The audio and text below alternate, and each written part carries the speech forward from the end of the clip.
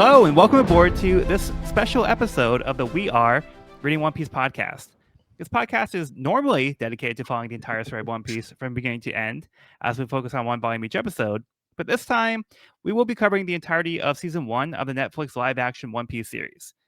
We keep the discussion spoiler-free up to where the show has reached for new fans of the series, so this is the perfect place to follow along, whether you're new to the series or just want to revisit the world of One Piece with us. My name is Joel, and I'll be your host. And joining me today, we have Sean. Hello, this is Sean. And we have Evan. Hello, Evan here. Yeah, so this is a very exciting time. We're kind of switching up the format a little bit. We'll resume our regular volume discussions for next week. But because the Netflix series just came out, and we're all very excited to talk about it, we have a lot of thoughts on it. I figured we'll just have an episode dedicated to that. And if you haven't seen it yet, I highly recommend go checking it out. And when you've had a chance to watch the entire season, you can come back and listen to our discussion because we will be talking about the entire season as a whole. And, we'll be doing a full spoiler discussion, but only up to where the series has reached in the Netflix version. So we won't be talking about future stuff. So you have to worry about future spoilers. So we'll try to keep it contained to what the Netflix adaptation has covered. All right. With that being said, I want to get some general impressions on the series. Evan and I actually watched it together. We did a binge session, so we watched the whole thing in one sitting, and it was quite an undertaking. But I think it was worth the journey. Worth it, 100% worth it. But yeah, we try to keep our discussion to a minimum, so we haven't got our full thoughts quite yet. But we haven't actually talked to Sean, so how about we get Sean's initial impressions on the series? Okay, so I did not fully binge it, but I did stay up the night of till 3 a.m. Eastern time because I'm already terrible at going to bed on time anyways to watch the first episode. And I knew I was smiling within the first 5-10 minutes, and I basically have been smiling the entire time that I then watched the next 4 episodes and then the last 2. 4, 5, 6, 7. Okay, well, I watched all of them. I don't know, dude. It's been a lot because I got to go to work and up and down. Yeah. Let me put it this way: I wanted to keep watching, and I did when I had the time to. Immediately, I did. When this show was announced, when they were like, or when it was first said, like Netflix is going to adapt One Piece, is there a single goddamn person on the world, and a single goddamn net One Piece fan who looked at that and said, "Bet that's going to be pretty good"? Like, come on, Joel. I'm naive. Okay, aside from our ever optimistic captain, is there like a single person who really was like, "I bet this is going to be above average"? Even like, I'll fully cop to that. I mean, I was like, there's no way that like this is, and I know Evan liked the live action Cowboy Bebop from what I understand, but in my opinion, that was a disaster.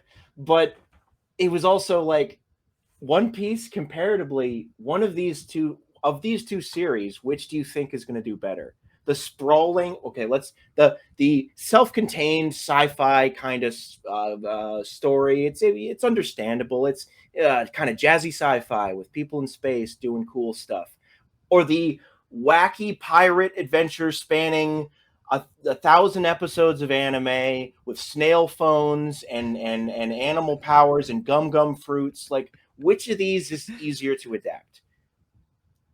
They should have nailed Cowboy Bebop where they dropped the ball there, and yet they did a pretty damn good job with this. I don't know what to believe anymore.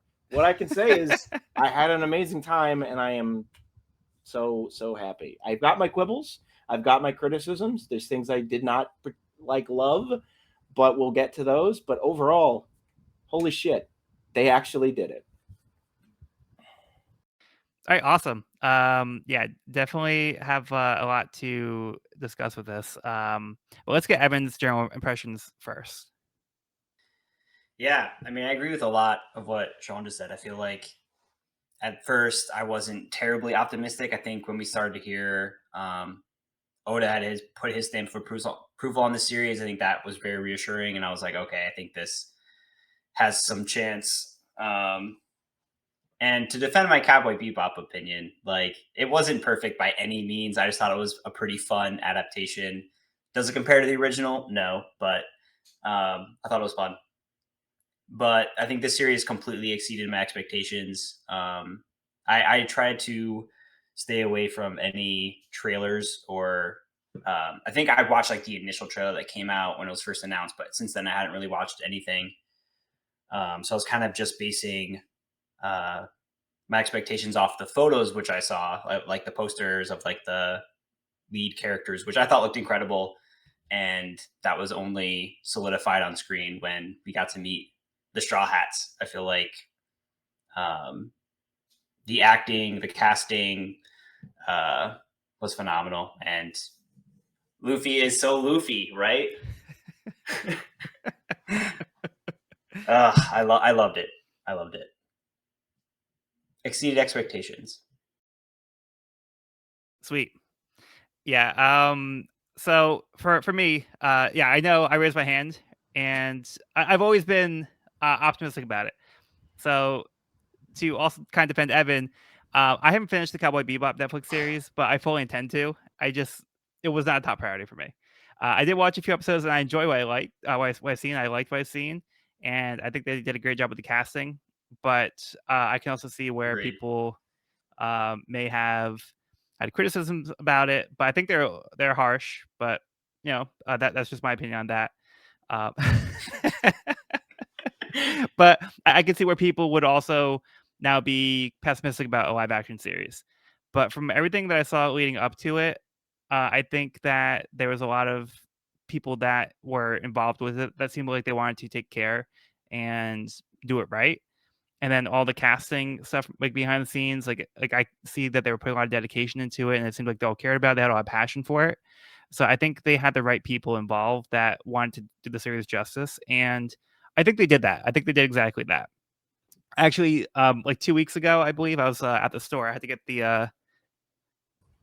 Looking sharp. I bought a live action Netflix shirt, but before I saw the series. But like that's how confident I was that it was gonna be good. So this like I did see the initial teaser trailer, but like I didn't watch anything after that. So after seeing the teaser trailer, I was like, I've seen enough. That's it. I'm good. I'm sold. Like I was always like optimistic about the series, and I thought it was gonna be a great way for people to get into the series. I think that's exactly what it is, because it's not ever going to be better than the manga. There was no way it was ever going to be better than the manga. That's just not something that it could have ever done. But what it does do is it gives an alternative way for people who that might not be their preferred medium. Some people just don't enjoy like watching anime or reading manga, and that's okay. And I think this is a way for people to still enjoy the amazing story of One Piece in a different way, and not have to devote to watching or reading like thousands of chapters or watching like 1,000 episodes. Which I understand it's a lot for people, but I think once you become a fan of the series, like you're gonna want as much as possible, and that's kind of what this is for me too. It's kind of like getting more out of the series than what we had previously. Okay, so with that being said, there's a lot of things that were done really amazingly, and some things that I feel weren't done quite as well, or things I wish that they did a little differently. But one thing I think that they completely nailed was the casting. I think the casting was pretty much perfect, like all around. Perfect. Perfect, pretty much, yeah. No notes.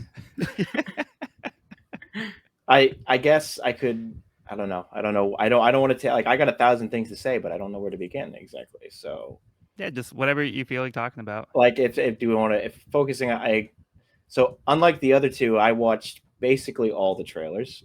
Yeah, I watched every trailer. I also watched the scene. So these boys in the Discord we have, I mess, or maybe it was on Facebook, I don't remember, Joel, but the one I messaged I to you like 2 days before the series came out, saying like I saw the clip and like it's so authentic, and I felt it was so authentic. That was the Sanji and Barati scene where he's coming in and he's like, he's cooking that dish, and Patty comes up next to him like, what the hell is that? And he's like, oh, if you had a sense of taste, you'd understand, Patty. I was like, this is amazing. I knew it was like a minute long scene, and then Zeph comes in and and then Zeph's like, no, we're not fucking serving this. We're serving what's on the menu or something. But then very deliberately, Zeph does not throw it out. He puts it on his platter and moves it away. And when I saw that he did not throw the food away, I was like, oh, okay, so this is going to be great. This is going to be a great show, because that's like, there's so many levels here. Like, I was like, so that was the clip I got super excited about, and wanted to talk about immediately. But you guys were like, no, we're going in this as blind as we can, and I respected that. So fair enough. Yes, appreciated.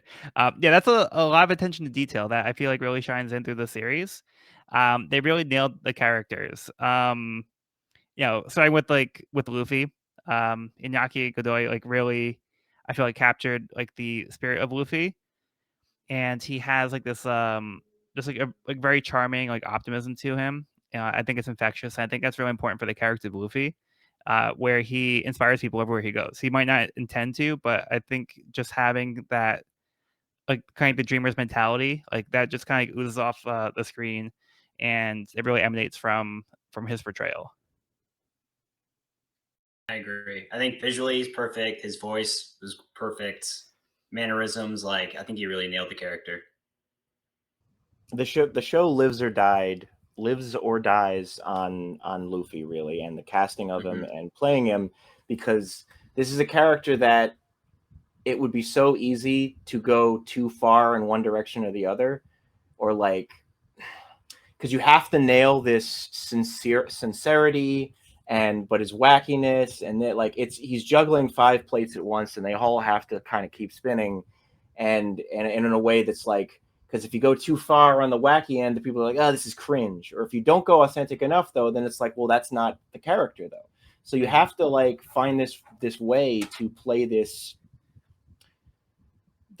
person in a way that's exaggerated, but not quote unquote cringe. But that's like not like, and you don't feel self-embarrassment. Like you want to laugh with him rather than cringe at him, and he rides that edge of that blade perfectly pretty much the whole way through. There's a couple times, I mean like 1 or 2 times, where I'm like, there's a funny thing to point out that there's a couple times where I'm like, someone described it as he's kind of reading off the page rather than it feels quite realistic, but it really wasn't that much. The big thing was, but it's more funny than a criticism, was during the second episode with Buggy. It's like, I think it's like the 4th or 5th time he's like, I'm Monkey D. Luffy, and I'm going to be king of the pirates. And I got annoyed because it's like, we know, Luffy, you're going to be king of the pirates. And like, that's kind of the joke, is people are sick of him being like so like sincere about and so open about his. So in a way, I was like annoyed, but at the other time, I'm also like, that's the character, man. Like, you can't say they didn't nail it. Like, yeah, that's more of like a writing he's thing. a little annoying, right? He's a little annoying. He's a little annoying at times. King of the Pirates, we've heard it a billion times. You're gonna hear it a million times more. Like, yeah. So I mean, I do think having it like in an 8-episode like window does make it feel like more condensed, and like it feels like you're hearing it probably more often. But like he probably does say at least like once or twice per episode. he does. So it almost kind of does get into like the Naruto Believe It territory. But again, like Sean was saying, that's part of the character, and he tells everybody he meets that he's gonna be the king of the pirates. But like him like signing the check, king of the pirates, like in the Barate, I think that was maybe a little much. That was funny, but I do think that's probably like in that kind of territory where it's like, Luffy might not do it that way, but I think it works for the character that they built in this version. And the themes that they're trying to solidify throughout the first season. Yeah. And then Zoro, I think, was also standout.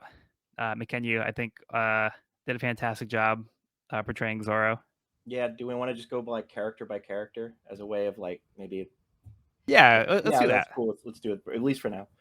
yeah, so keep going up on Zoro if you want to go Luffy, or I just called you Luffy. Oh my god, It's working. it's working. I'm gonna be king of the pirates. Yeah, Joel, if you want to keep going, or Evan, if you, I got thoughts on Zoro too, or everybody, but Yeah, I know Evan was particularly impressed by Zoro. Yeah, I mean, if you listen to our podcast, you know Zoro's my favorite character, and so I feel like I was being extra critical of his portrayal, but I think that the actor absolutely nailed it, and his kind of deadpan, blunt lines and the fight sequences were so good. We got a lot of pretty solid Zoro fight sequences throughout the first season, and I think they look great. I don't know how they did some of those scenes because it looked kind of like the jumping and flying through the air. They must have been on like a rope or something, or like a harness, but I think it all looked really smooth, and the choreography of the fights were, I thought, great and exciting. Yeah. And his showdown with Mr. Seven. It was Mr. Seven, right? yeah, Yeah. So Mr. So Seven. This is the first Mr. Seven before this is one that is he's the former Mr. Seven, so a new Mr. Seven will take his place down the road, but he was Mr. Seven at this time of the series. And it's something I think I had read years ago but had forgotten, is this little detail that it's mentioned again in the Baroque Work Saga, but I think I glossed over it, but of just like the whole, we tried to recruit Zoro, or maybe that was the episode I wasn't there for. Sorry, guys. But where they're like, we tried to recruit Zoro beforehand, and Zoro and I think Oda even made a tiny little kind of crappy sketch of and it's the same design. It's like this dude with the spiky hair, and they adapted that. Like, that's so crazy. Yeah, that was from an SBS question. Yep. There's so many deep cuts throughout the series, but just Zoro. Yeah, I mean, there isn't a whole lot to say in the sense that like he's pretty one-to-one with how he is in the series mostly. Like, there's not like, there's some other characters that have some more like changes to their, but like it's pretty much him. I liked a couple little moments of another little detail that I did not notice on a first viewing, but I saw in a Reddit thread just like the other day, is I don't know if you guys noticed, I'll be shocked if you did, but during the scene where Nami and Luffy are confronted by Captain Morgan in the hallway, or maybe Morgan's not there because he might have seen him, but it's just them walking through the hallway and they're about to be confronted by Morgan. If you look between them and you look far the way in the back hallway, you can see Zoro walking around, lost, clearly trying to find his swords. There's a little image of Makenya walking in the background, just like, where the fuck am I? Where am I going? Like, it's so great. Like, there's these little details. That's fantastic. So I like that they got to include a couple of those things, these little eagle-eyed things for a rewatch. And like, it's, I mean, they pretty much nailed him. The Quenya stuff in the flashback is about the same. What is the thing that the people there's another funny, they don't mention that she died falling downstairs. They kind of admitted that it was just a general accident. They just say, there was an accident. It's this is just a fan theory, but no, I'm not going to bring that up. But like, I don't know, what does it mean? How did stairs really? That's so, I don't know. But it felt a bit more abrupt, even though it's basically the exact same thing. It's just like, we're going to be best. We're going to be the world. One of us is going to be the world's greatest swordsman next day. And then she died on the stairs. Like, so I don't know. It's not the fault of the show. It's just the fault of that. I've always found is just kind of abrupt for Queenia, but it's the motivation. And so yeah, I really have no real complaints about Zoro. I think he was great. McKenna, you nailed it. I do think he was, for understandable reasons, most of the show, he is two-sword Zoro. And he only really does the mouth sword when it's like, oh, okay, we need to, like, we're going to do a big moment here. Most of the show, he's two-sword Zoro, where I think in the comics, if he can fit the sword in and he has the time, he usually has the sword in his mouth. But in this one, I don't know about that. Well, you might be I feel right. like he does kind of whip it out for like special occasions. He does it more in the manga. And he also ties the headband on in the manga as well. Yeah, he definitely has it more in his mouth in the manga, but maybe not as much more as I think he does. But I do. Sometimes I was kind of like, it's much easier to communicate I'm hitting you with the sword in a cool way with my mouth in a manga panel or an animation than Yeah. IRL. They didn't do so many with the sword, like head turns or things. It's a lot of just like, and now my sword is at your neck, or now my sword is just here, and it kind of works because it would maybe look too goofy otherwise. I mean, yeah, it's a pretty wild. It doesn't style. make a whole lot of sense. I thought it looked good. I thought it looked good live action. Like it didn't look too goofy. I love the thing with Axan where he cuts it right there, and it looked great. Yeah. So.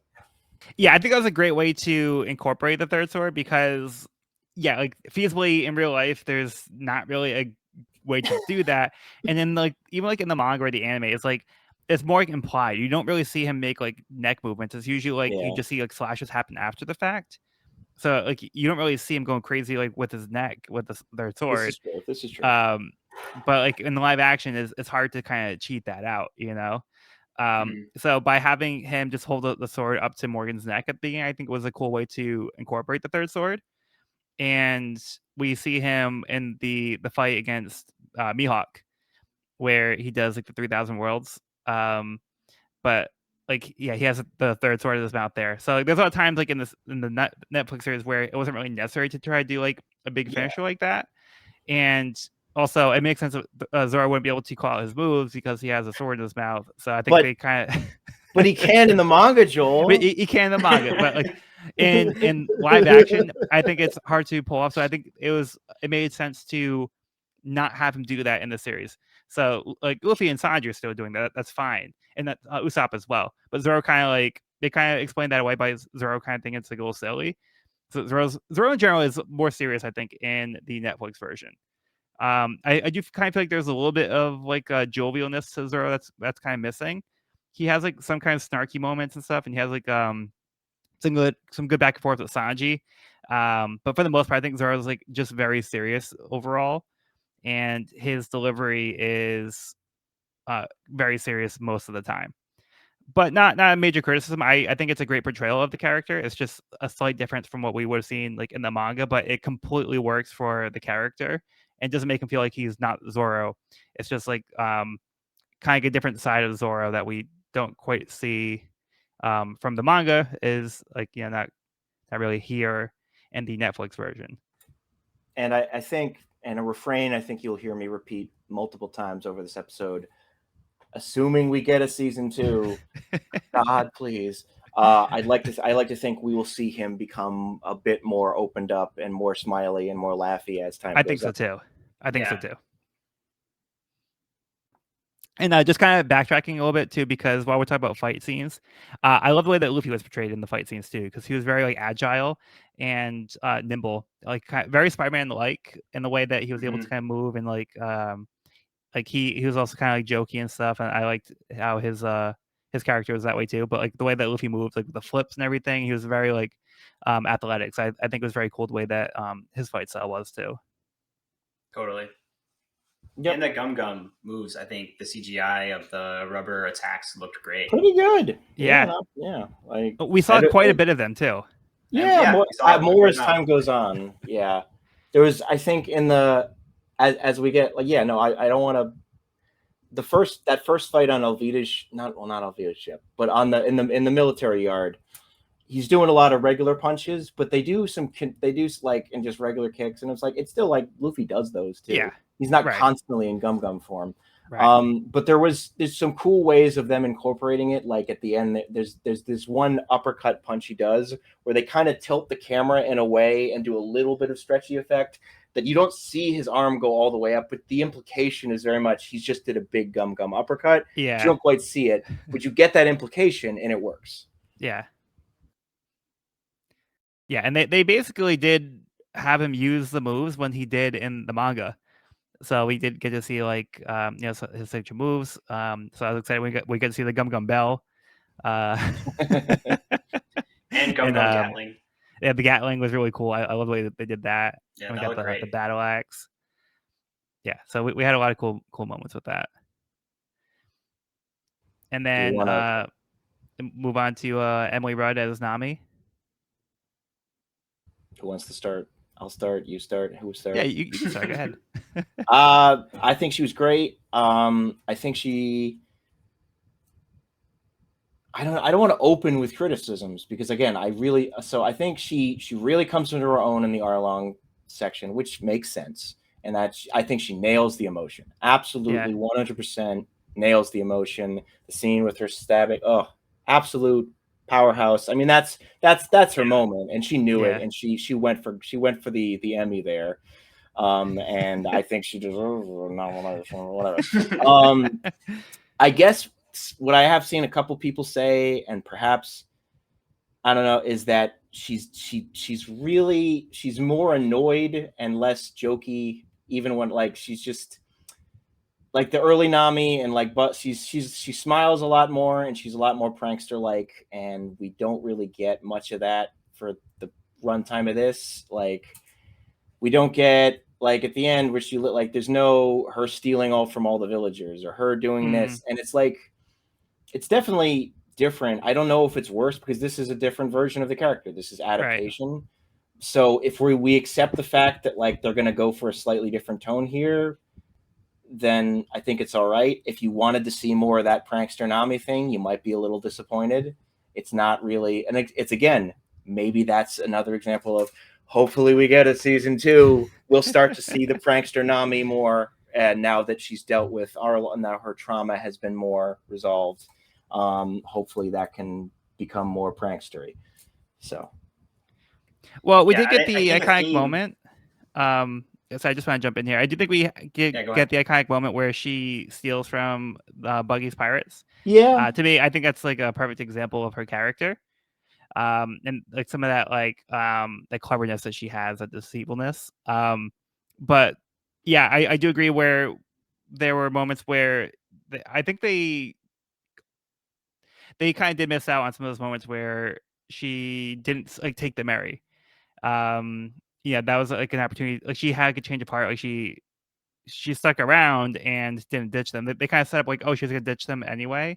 And I think it's important for her character to show that she's not really committed to them yet. But then she has a change of heart and she sticks around, and she sees Zoro get defeated and only leaves when Arlong comes to take her back to Cocoa Village. But by Nami like deciding to stay, I do kind of feel like it takes away some of that important character development that we have from her, because she has a big weight lifted off her after Cocoa Village. So she doesn't have that capability of being able to laugh freely until that happens, until she's free of Arlong. So I feel like we are probably going to get more from her where she's going to feel more lighthearted, but she does have something heavy weighing on her. She has a conversation with Zoro the Barate too. That's something like is bothering her. Like she's looking at the glass, and Zoro's like, there must be like some gold at the bottom of that glass or whatever he says. Because like she's like obviously like thinking about something that's very heavy. So I think that makes sense for the character, but I do kind of wish that we had more of her in that way of not fully committing to the crew as much, and like actually like the little act of betrayal that she has. I think that's important to show, because that's part of like why they can't trust her, is because they don't really know her well enough, and she could have been deceiving them. And I think that's important for Arlong, because Luffy just blindly trusts her, because he knows that she's a good person, but nobody else can really see that, because they just see the surface level stuff that like she's been like kind of tricking them the whole time. I guess you do have the moment of that you could see this two ways, and I think that's the implication we have too. The where Nami explicitly tells Arlong to throw Luffy into the ocean and let the ocean kill him, which you could see as it's a callous way, or it's her way of saying that way there's a chance he'll survive, and that's what she was doing, obviously. Right. But maybe another person, like if I think. I mean, Sanji and them weren't there for or they were knocked to the side or something, or did they not see? I don't know. So there's a little bit of her that's kind of her betrayal, but we can all kind of tell that's her way of being like, this is how maybe I can keep you alive. Yeah, that was more like her trying to spare Luffy. Yeah. Evan, you were saying?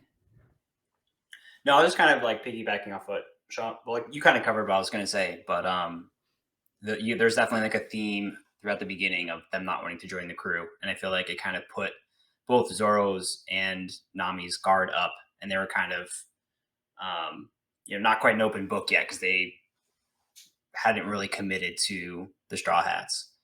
But like you were saying, I hope that we do get to see them kind of open up more as time goes on. And I think towards the end of the series, they did start to open up a bit. Yeah. Yeah, I do think they used like her character very well, and she had some nice moments too with Kaya. Yeah, that was a whole thing where they passed the Bechdel test. Yeah. There we go. I mean, I'll say that, yeah. Man, it sure was nice having Nami at Shellstown. We get to see Nami kick a bunch of ass. Yeah, that would be nice. That was cool. We got to see Nami more directly participate in the fight in Arlong's thing a bit, where not quite fight, but she's in the Arlong Park. She runs in with Luffy. He tells her to leave later, but she's still part of it. Also, that scene, I will say, I don't think that was a line specifically from the manga. I don't know, where she's like, for my 12th birthday, he took the chains off me. He said it was the birthday present. Like, that was I don't brutal. think so. Yeah. That was like, whoa. Yeah. That was really good. Like, in the sense of just that was. really, because I saw some people saying like Luffy didn't explicitly say, I'm gonna destroy this area. This is where you kept Nami prisoner. Like he kind of does in the manga, but like the implication was still there. He's there. He sees the chains. He's the first one to notice them again, and she's the one who points it out. And you could see, it's just a matter of like, can you understand implication here? And I think the implication was conveyed very much that Luffy is really, really, really fucking mad about what he's seeing here. Yeah, and he understood like what this meant to Nami. Like you said, like I think it's implied, and I think Luffy knew what he was doing here, so he knew his way to set Nami free. He called it prison himself, so he knew what this room was for Nami. He saw the chains, and they pan to the map and they show Arlong's reaction when he realizes what Luffy has in mind before he starts, destroying it. I think it's implied. Yeah. Yeah, I think it's also implied like this is everything that you've had, like that Nami like also help you build. Like I'm taking all that down. So I think that just falls under that umbrella. Like Nami participated in providing you with these maps, and that's all coming down now. Yeah, I know it was a cool line when I don't remember. Like Luffy flips Arlong's words. Like Arlong's like, she would be like nothing without me, and he's like, no, you'd be nothing without her. Yeah, that was a great. Right. I like that. Like, yeah, her maps are the only reason he's been as successful as he has. Mm-hmm. Yeah. Do we want to move on to Usopp or Sanji or something else? Yeah. So Jacob Gibson, I think he was great as Usopp. Usopp, I think, was one of the characters I feel like I think it's gonna be the hardest to actually translate, even more so than Luffy. Yeah. Because Usopp is such a caricature. He is so goofy, and like he's like comic relief, and a lot of it is physical comedy. So I think it's going to be one of the hardest characters to translate, but I think he did like an awesome job with the character. Absolutely. And I like the tone that he had, and I like the way that they incorporated him as to working at the shipyard on the Mary. So he's like familiar with the Mary. Yep. Because he's been working on it, and like he has a lot of respect for it, so he knows how much care goes into this ship. So I really like that change with that, and how he knows Kaya is because of that. So I think that was a nice way to add a little bit of backstory to his character. Totally. Yep. I can go on more, but I don't know who should go first. Yeah, Evan, how about you give us? Oh, yeah. I mean, I agree with you. I think that they do an incredible job portraying Usopp, and even down to his mannerisms. Like you said, he's such a goofy, over the top kind of character. I think that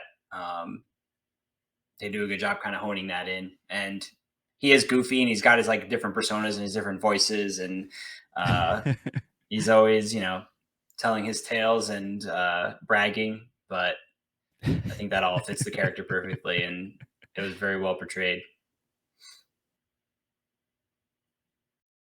And Yeah, Sean. who knows? So I want to put this in a way that's clear here. I think all of the cast were great. I think they were all very well cast, and I think I have no significant complaints with any of them. If I had to pick a least favorite depiction out of the 5, it would probably be Usopp. And it's not really the actor's fault. It's that a lot of what he gets from the manga has been cut in the Syrup Village arc, by how they changed things. So I really think the idea of turning Kuro into a slasher villain was actually pretty great. I think it's actually really cool, but it comes at the cost of a wider village-wide kind of threat, and it not being as materialized, and Usopp not getting as many moments to shine in a way. Yes. He kind of becomes just like a Kaya, get out of here. Oh shit, we gotta go. We're like, there's the 3 kids. The 3 kids are cut. They The completely cut. Usopp's pirates are cut. So we don't have that like inspirational quality of him being the mentor figure to them. We don't have the grand battle outside. We have no Django. We have all that. So it's not, I think Usopp is the weakest of the 5, and it's not the actor's fault. It is, and it's not really a fault. It's just the fact of, if we're choosing this is how we're going to go this route with Kuro, because of that, Usopp is going to suffer a bit. And that's kind of where I came to. Yeah, no Django, I think definitely hurt the arc. He's we a weird character. We did see his wanted poster. We did. So that was one of the posters in Shellstown. But yeah, like you were saying, there was no Usopp pirates and no Django, so there's no secondary antagonist for Usopp to be able to shine and kind of show his stuff. So in his own arc, he was kind of sidelined. Zoro had more fights with Isham and Bucci, which I think that was really cool, the way that they were portrayed. They were cool. That was cool. And I like that they were incorporated into the wait staff. I'm just saying, I think Sham was kind of doing it for me. I'm just saying. Yeah, I think those cat ears. I was like, holy, can we get? I'm just saying. Yeah, we have the Meowbon siblings now, so I think that actually worked a lot. I did love the like, how much of the poison did he eat? All of it. It just doesn't affect him. He's just a little wog. That was really good. So good. Yeah. So that wasn't in the manga, but that is what I did mention before as kind of like a headcanon type of thing, where Kuro could have been poisoning Kaya. Yes, that was very coincidental. I needed to reread is like, why? So we never explained Kaya's sickness, because she's better after that. Right. Like, she gets better, and it makes perfect sense. This was Kuro's idea all along, to make her weaker, make her more susceptible to hit. Like, it's another implication. And if we're still on the Usopp train, I'd like to talk about another implication that was confirmed in the show that I know Joel is not a particular fan of, or is not. We had a very brief text before this. I liked that Usopp and Kaya kissed, and I liked that was a confirmation of a romance. It's not an inter-crew romance, which I know is one of Oda's rules. So it's an out-of-crew romance, and I liked it. It wasn't huge. It didn't take up a ton of time. There's not like they're lying together on a hammock somewhere, like brushing each other's faces. It's a cute kiss, a goodbye kiss, like I'll see you when you come back kiss, and I think it was great. I liked it, and it's something that you could easily connect from the manga. That they were like, we're gonna make the subtext text in the show. I think it's fine. Yeah, it's a sweet moment. Yeah, Evan, you can go first. I was just gonna say, like, I agree with what you're saying. I think it doesn't even imply like a long distance relationship. I think it was just like a very affectionate moment, you know. Yeah, I think it was a sweet moment. Unless you think it does imply that, but like, I don't think it did. I think it just kind of was a sweet, tender moment. I think he's got somebody waiting for him when he comes back. Is all I'm saying. Yeah, I think the fact there's a kiss on the lips makes it more of a romantic thing, as opposed to like a kiss on the cheek, which would make it more endearing and like, yeah. Fair. So again, like I'm fine with it. Like I'm not like I don't like love it. I just think in general, like One Piece isn't like a series about like romantic relationships. I'm not saying that it can't exist. I'm just saying it's just generally not a focus of the series. And like with Kai and Usopp, like if you're gonna do it with any characters, I think that completely makes sense. I just kind of feel like it wasn't exactly necessary. But yeah, I don't have like a problem with it. I just think it was fine. Well, the only argument I'd have with that, I agree with you broadly. It's just, I don't think it is a focus. I think it was a cute little moment. Again, if there was like a 10-minute scene of these two in a field, like Anakin and Padme, like, Yeah. well, I don't like, what's the fucking, like, I don't know, not sand, but what's something like, I don't like soup. It's too, I don't like, I don't like butlers. butlers, they get in everything or something, like it's coarse and rough. Like, if there was some stupid shit like that, I'd agree with you that it took away focus or took away time. But I think it's just kind of like a cute moment in an overall, in an otherwise series that they don't dwell on too much, and it's just there for being like, hey, that little headcanon or that little subtext you might have seen, we're gonna make it text, and then we're gonna move on. Yeah. Again, I'm not saying I'm complaining about it. Like, I don't have a problem with it. I'm not like getting my pitchfork. It's just fine. Do we want to talk Sanji, or do we want to something else you got? Well, right before we move on, I want to kind of comment on what Sean was saying about Usopp's story kind of getting, leaving something to be desired. I think that at the end of the series, it does, when he pronounces his dream at the very end of the series, I feel like it has a little bit less impact because his backstory kind of got the boot, or like the short end of the stick of everyone. Because I feel like everyone at that moment at the very end, I think everyone's backstory plays perfectly into that statement and their kind of like final dream statement at the end of the series, where Usopp's, I think, felt a little bit flatter, and I think it was because of what you were saying with him not quite getting as much time to shine in his arc. Yeah, I completely agree with that. Sorry. Go ahead. Okay. I don't want to interrupt anyone because I know we all got things to say. Yeah. It felt, and I mean, I think it's kind of the implication is that he's just thinking this up now on the spot, whereas everyone else was, before they put their leg up, they were fully read. They knew what they were about to say, and the show kind of has him like, oh right, my mom and this, and he's like, I'll be a brave warrior to sea, and like that was kind of like a thing, wasn't it? To the Usopp pirates, he would frequently say or talk about or something. I don't know. There's also the Chew fight at the end. The Chew like where he blows up the grog on him.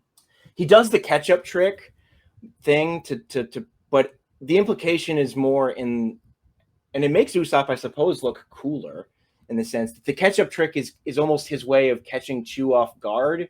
Whereas in the manga, in the original, his original plan was, I'm going to pretend to be dead until Chew runs away, then I'm going to run away. And then he has that moment, which I think is great. It's one of my favorite early Usopp moments, where he's like, he starts to walk off, or he starts to think, like, okay, I'll just run away now. And he starts to think about, well, what could I tell Nami? Oh, it was a tough fight, but I ran out. It's okay. Or, oh, they got me. And he starts thinking of the excuses he could make. And he just thinks of his friends being like, we're a team, aren't we? Or we will always have our battles. And then he starts to get emotional. He's like, I can't fucking be this coward anymore. I can't keep, and that's not communicated in the show. He kind of, the ketchup trick is there, but it's more meant as like I'll get Chew to turn his back around.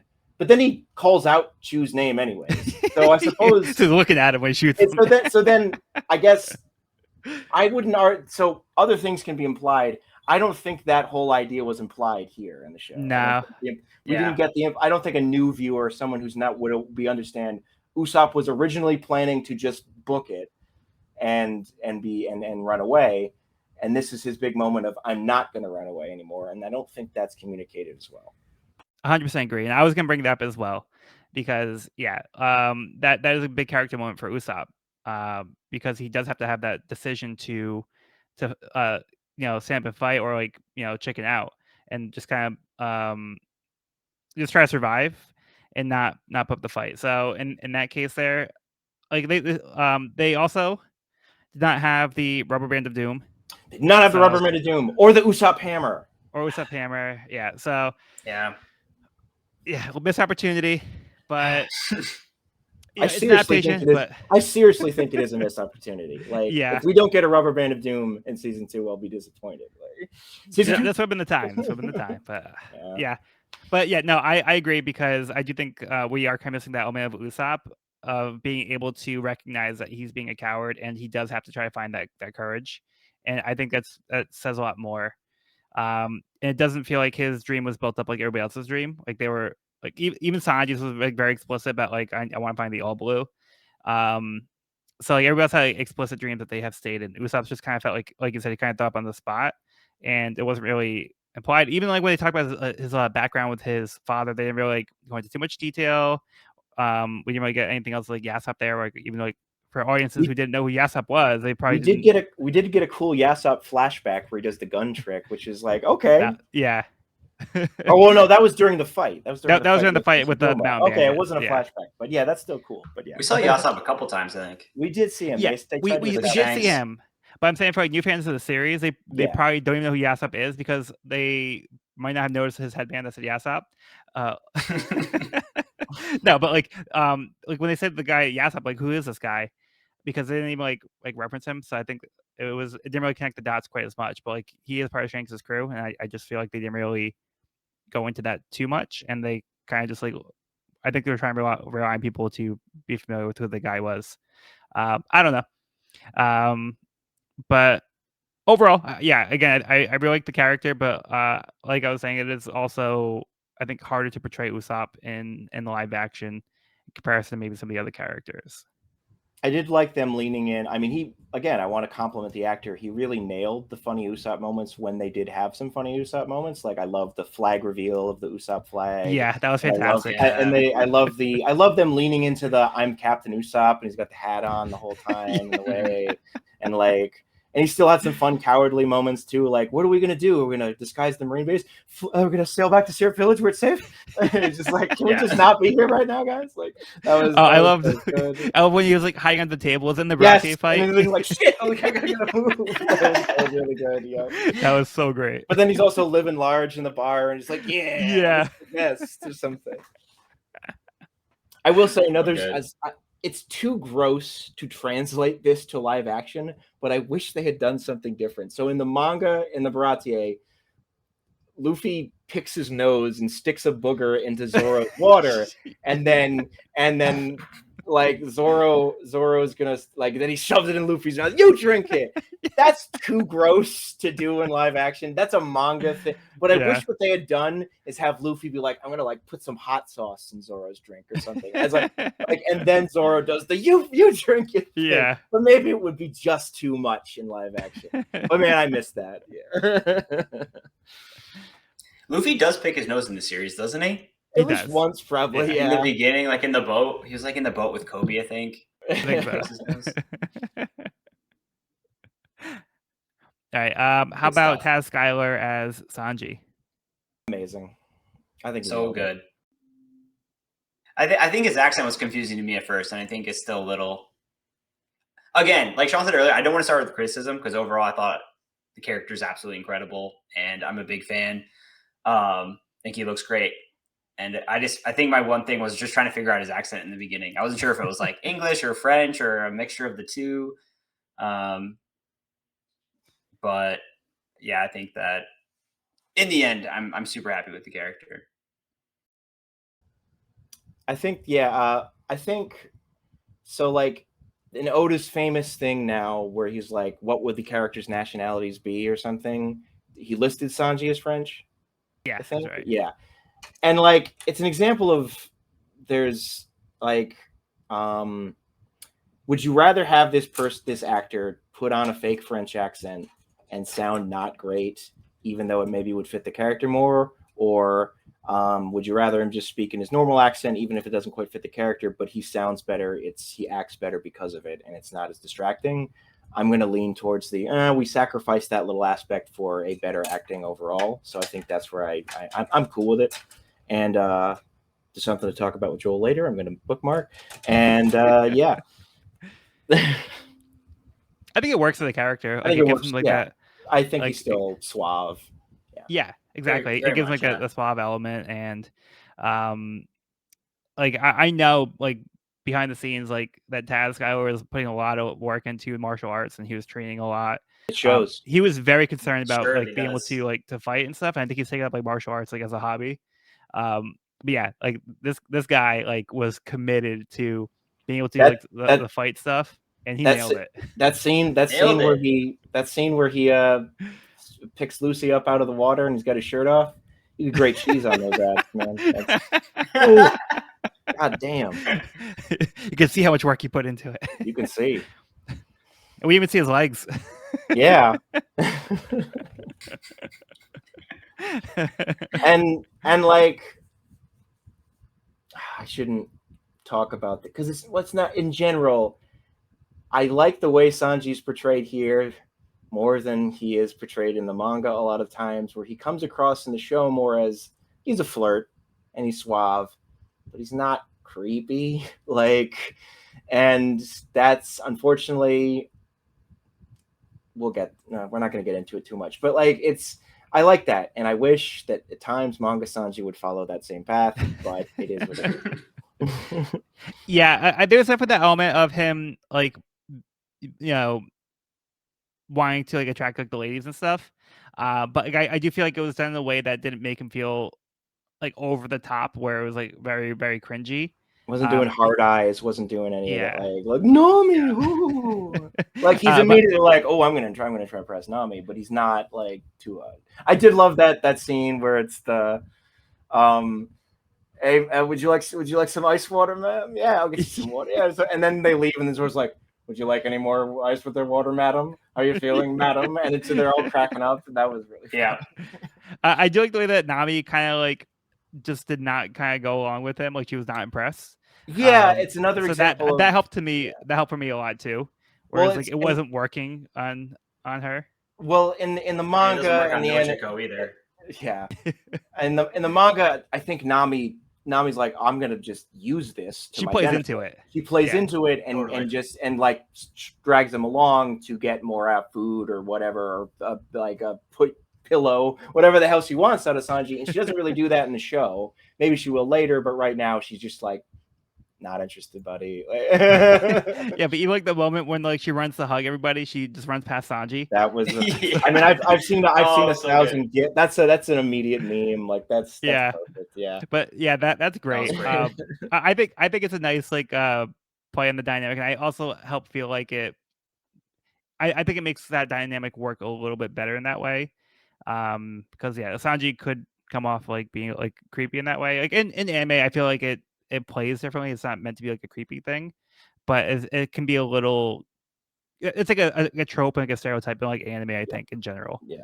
So I think it was done nicely in like a live action format this way. Agreed. He's a bit cooler, a bit more suave. Yeah. Live action. A bit less simple. Which I think fits. I think it fits perfectly. I agree. It may get worse. Yeah, that's true.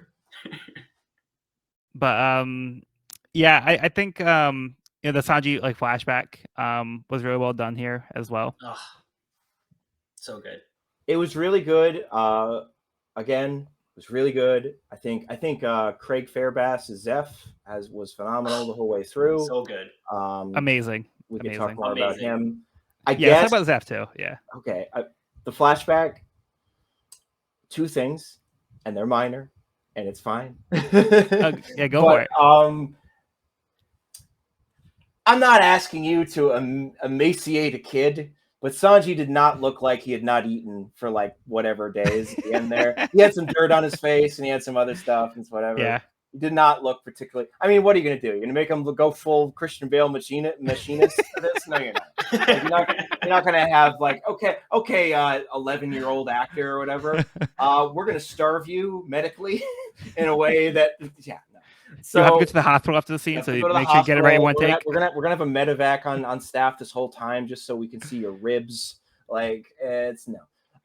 I will also say that I don't think Zeph in live action points out in any way that or maybe it was visually implied, but one of his legs was damaged beyond repair in the save, because we don't see him saving Sanji, we just see them wake up on the rock. So it's kind of more like in the manga, I read the cannibalism of Zeph's leg as both, okay, this is how I'm going to survive. But he's also like, well, I can't use this leg anymore anyway, so I might as well eat it. But in this, it's kind of just like he just jumped right to cannibalism. And no, that actually was how it was in the manga. And he doesn't get injured in the well, I know in the anime he just cuts the leg off, but he doesn't eat the leg. Yeah, so in the anime, he dives into the water to save Sanji, but his leg gets Yeah. caught on a chain, and then he has to cut his leg off to free himself from the chain, so he can go save Sanji, and then he gets washed up.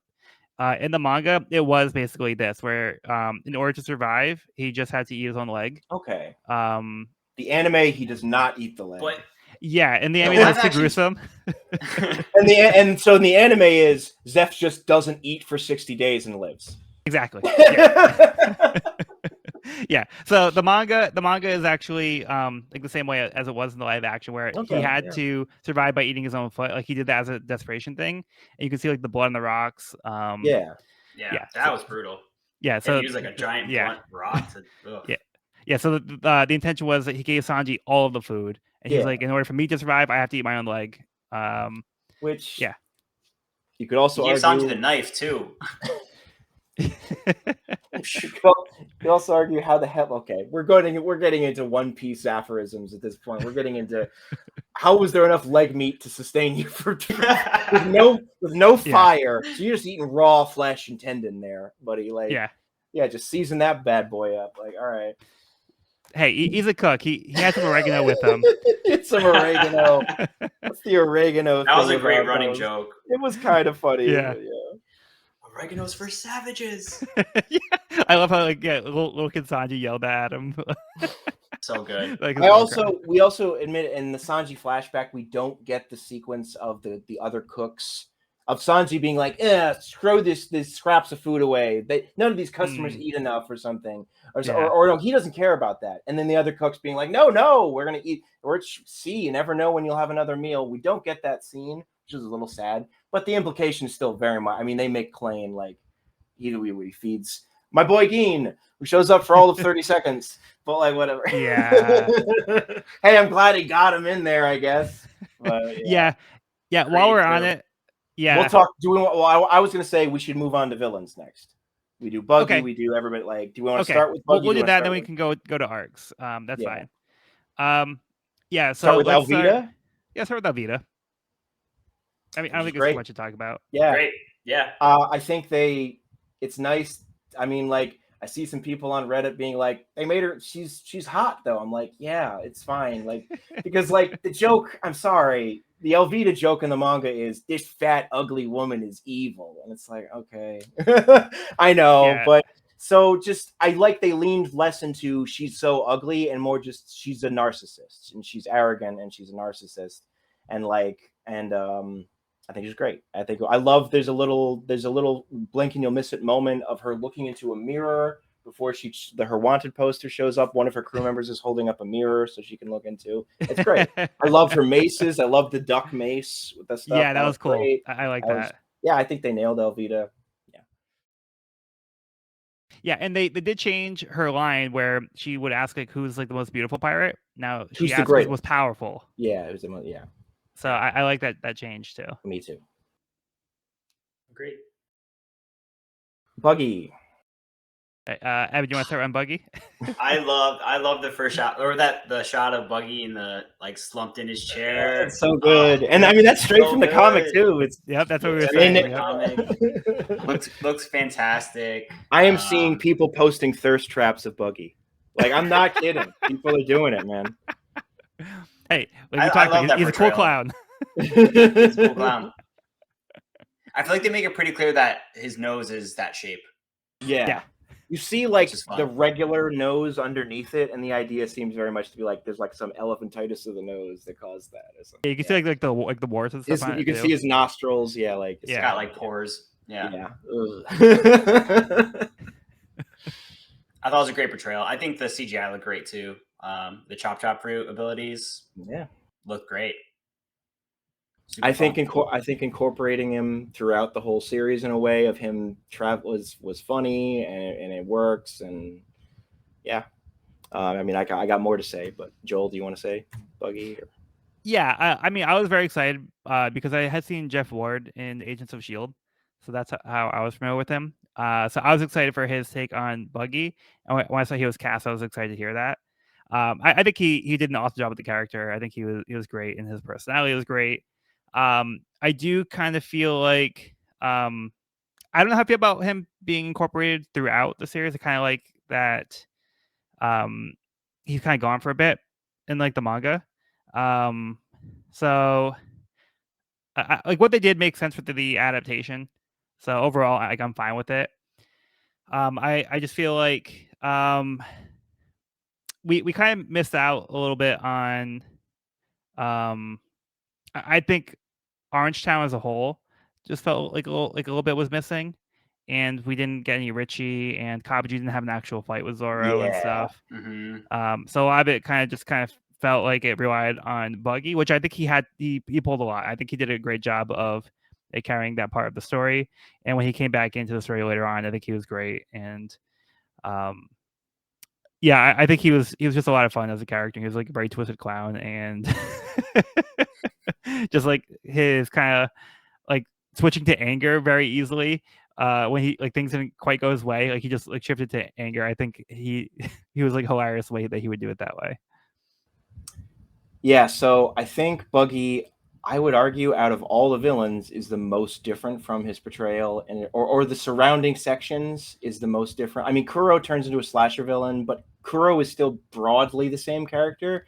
The Buggy in the show, so I mean, Orange Town it's completely different. It is also kind of like a horror movie scenario in the sense that in this version, Buggy has captured everyone, whereas he has captured the whole town, and he is literally holding them hostage in this big top.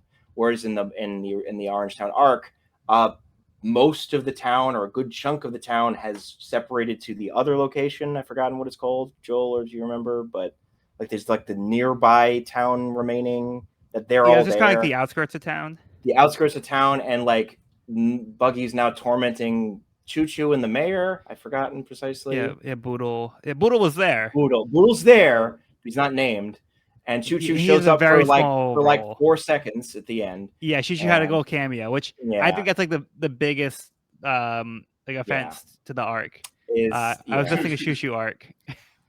and the Choo Choo arc is set. So, but then the big thing is that Buggy and his crew. Buggy's crew is loyal to Buggy in the manga. They like being with him broadly, I think. Like they like being the circus pirates. They like You don't get that implication here. They're his band of Yeah. freaks. Kabaji's out for his own thing, this whole thing with Zoro and like the Goa Kingdom or something. Moji just holds the sign up. There is no Richie. Yeah, no Richie. There's a poster, but there's the poster, and Buggy's like, "Where's the lion?" or something or yeah, whatever. But we don't get any of that, and no Buggy Ball. Though I think we get the after effects of the Buggy Ball when Nami you goes get like outside. the smoke bombs. Yeah, we get the smoke bombs, we get the stuff like that. But it's the overall feeling is much more. I am like everything has to fall on Buggy's shoulders. There's no like Kabaji, like the actor did fine for what he is, but like he's basically a completely different character in the show than he is in like he's on the unicycle for all of 20 seconds. And like it kind of almost feels like we just got to put that in there for the sake of it. Yeah. He doesn't use swords, he uses throwing knives. He looked cool. And like he looked cool, like he looks comic accurate, like, but it's definitely, it wasn't too much you gotta accept that it's like this is a Buggy that has kind of harangued these people together rather than any sense of loyalty or camaraderie. Yeah, and it was very twisted how he pretty much just held the artist captive. Yeah, like that's what he did with the townspeople. Just to have like an audience at all times, and I kind of like that twisted element of it, of like having like an audience and like force them to like cheer and clap when they're like obviously like terrified at all times. It was black humor. It was good. It was I did like. I mean, he's trapping Luffy, and so here's a. I could be completely stupid here and have not paid attention to the entirety of this entire One Piece manga that we've been discussing now for months and months and months. Do Devil Fruit users like temporarily lose their powers if splashed with seawater? Or is it, I thought it was just they can't swim, they sink like a stone. Or is it, do they lose their powers as well? I think in general, like it weakens them. It weakens them? Okay, because like Luffy gets splashed by the water. He's like, that's seawater or something. And it seemingly, even before he's submerged in the tank, Luffy seems to weaken and is able to be subdued by Buggy more easily. So I wasn't sure if that was more communicated in the manga, like seawater. I guess it does weaken them, just even being splashed by it. I think that's the case. Yeah. Yeah. Arlong does that as well. Yeah, he does. Yeah. But yeah, I think that scene of him putting Luffy in the tank and filling it up, that was great, and it shows Luffy's just determination. Like, I'm not giving you the map. I'm not. Yeah. Fuck off. Like, and it was really fun. It was good stuff. Funny him hiding the map in his stomach. Yeah. It's a very special place. It's a safe place. Oh, we skipped Morgan. I was gonna say I was waiting for skipped Morgan, but yeah, we can't We'll skip get to Morgan. We'll get to Morgan. We'll get to Morgan. Yeah. You're not skip Yeah. Morgan. Yeah, so Morgan was played by Langley Kirkwood, and I think Morgan was fantastic. I think it was great. I mean, there's the idea of like half the One Piece villains should be these giant muscle men, and like he's not as physically big as Morgan, but Morgan is a freaking giant in the manga, so it's just Well, so is Arlong. it's fine. So is Arlong. Now I kind of wish Arlong was a bit bigger, but yeah, no, I think Morgan was great. The jaw, the axe hand looked great. The general attitude looked great. You can talk about Helmeppo. Helmeppo's great. I do think that the jaw on him, I'm like, is the jaw a replacement jaw in the manga, or is it stapled on top of his existing jaw? It's like Kuro burned his jaw or something is the implication, or hurt his jaw and it's like a cover up, or is it a replacement for his lower jaw? I don't know. I'm looking at a picture right now. It does look like it just goes over his jaw, but like I think his jaw was broken from when Kuro defeated him. So yeah, I think it looks pretty much the same as it would in the manga. Yeah, it looked more fake than the axe hand did, I'll say, at a couple times, and it was a little distracting sometimes. But overall, I mean, the actor nailed it. It was just a prop thing. I'm just like, that looks more fake than anything else on you. But it is what it is. I think it's just the nature of having. It's just the nature of having a metal jaw with the words "Moe" on it or something. I wish he didn't give a single "I am so great." That's all I wanted. It was. I think it was. I think he gave that vibe still. And... I mean, I love this office in the way we got two full blown like portraits of him just triumphant and like there's like the statue in the corner. Like it looks like he's holding like a baby Helmeppo. The baby, or something. He's just like I am the. That was. I mean, it was another example of implication versus direct having the character state it. You get what this guy is. It's great. Yeah, we didn't need to sit in his office like saying "I am great" for us to know that he thinks he's great. Like he does like smack him up around and says like, don't mistake that don't mistake my power for your power kind of deal. So I think that's all there. Mm-hmm. Do we want to sideways into Helmeppo, who is sort of a villain and then not a villain and then sort of a villain and then do we want to talk about him here briefly or? Yeah, while we're in Shellstown, I think we can mention Helmeppo. How about that ass? Yeah, that was different. But here's the thing: I totally could see in between the panels Helmeppo when he had Zoro's swords just stripping down and being like, "Whoa!" That look at his body, like it fits so much, dude. Like. I think it was a little much, but it doesn't seem like out of character. It just felt like a little much. Like I didn't think it was really needed. But I do love the detail of how Helmeppo's haircut is because Zoro gave it to him. Gave it to him. So good. What's up, haircut? Like his hair comes like he comes out with his hair. Zoro's proud of it. That was a single Zoro moment. Yeah. So yeah. Yeah, I do think Helmeppo overall was like he was so perfect like for the character.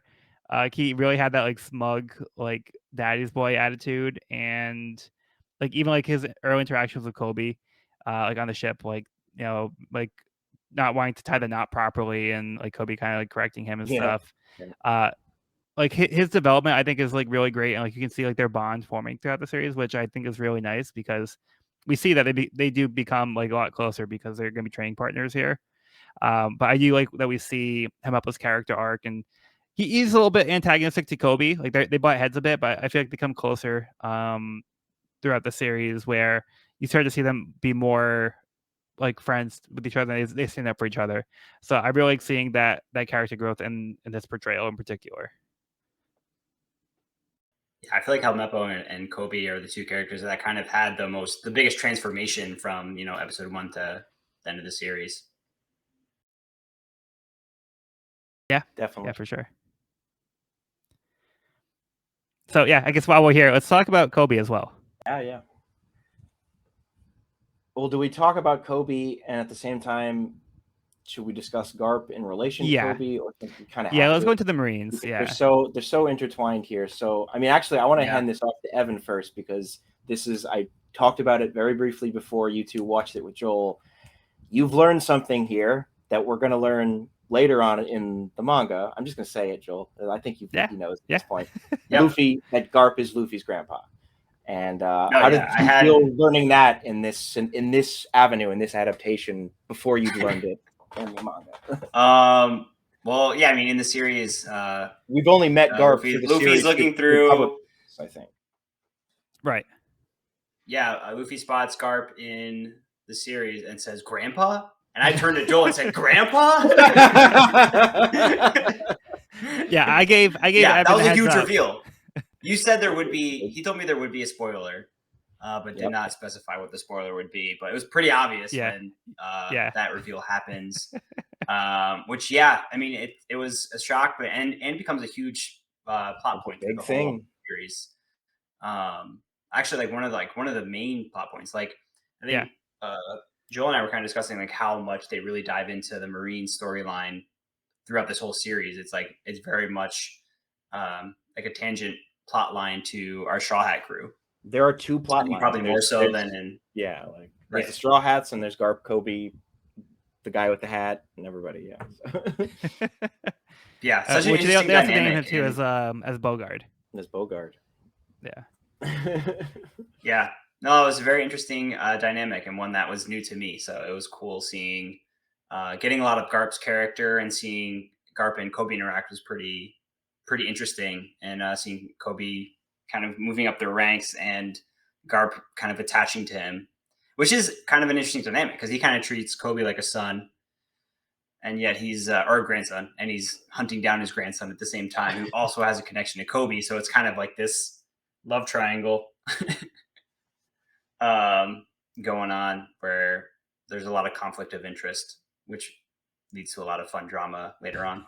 But you also see that the family line connects. There's as much as Garp and Luffy are different, they're also quite similar in some ways, particularly during their appetites. Absolutely. There's a great moment where like Garp was eating like his steak is like finishing one. He's like, I'm almost done. He just grabs like a whole other plate of like another giant piece of like steak and puts it on his plate. Yeah. Or in that they're brought to and he's like, I'll cook you this great steak, and we're like, we're out here, and he's like, about that steak. Hold on, that's so hasty. And I just want to say this is 100% in character for the Garp of the series too. So that's just so great to see. But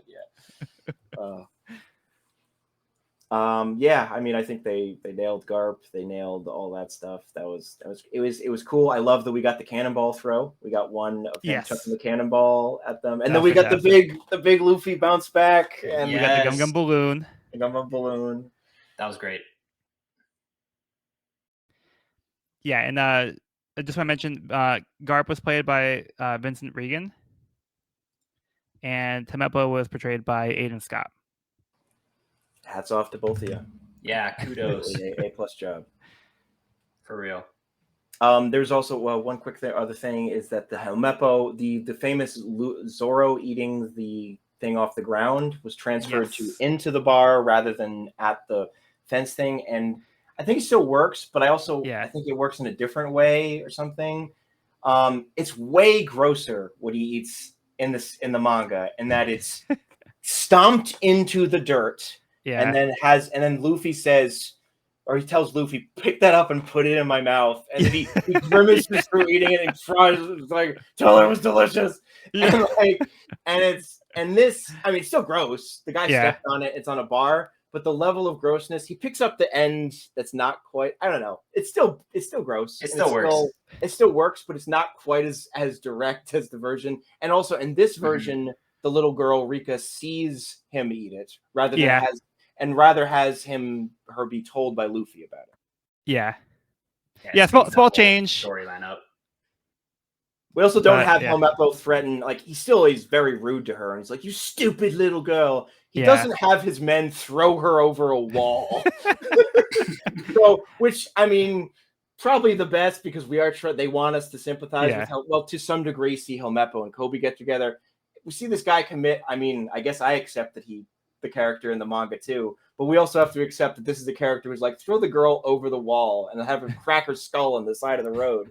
Like, well, Morgan gives an order to have her be executed, and Helmeppo's like, but she's just a little girl. This is true. Yeah, so Morgan doesn't have that moment either, where he's like, we need to like execute this girl for for trespassing. Right. Yeah. Right. But yeah. With the Garp storyline, I feel like I don't know how I feel about it quite yet. It might work better on a rewatch and going into the series. Like, I feel like there's a lot of time devoted to this B line, like this B plot, that I feel like took away from time they could have devoted to developing out the arcs that we had. I don't really know if this really added too much to the overall story. Like, I like seeing like Kobe's character here, but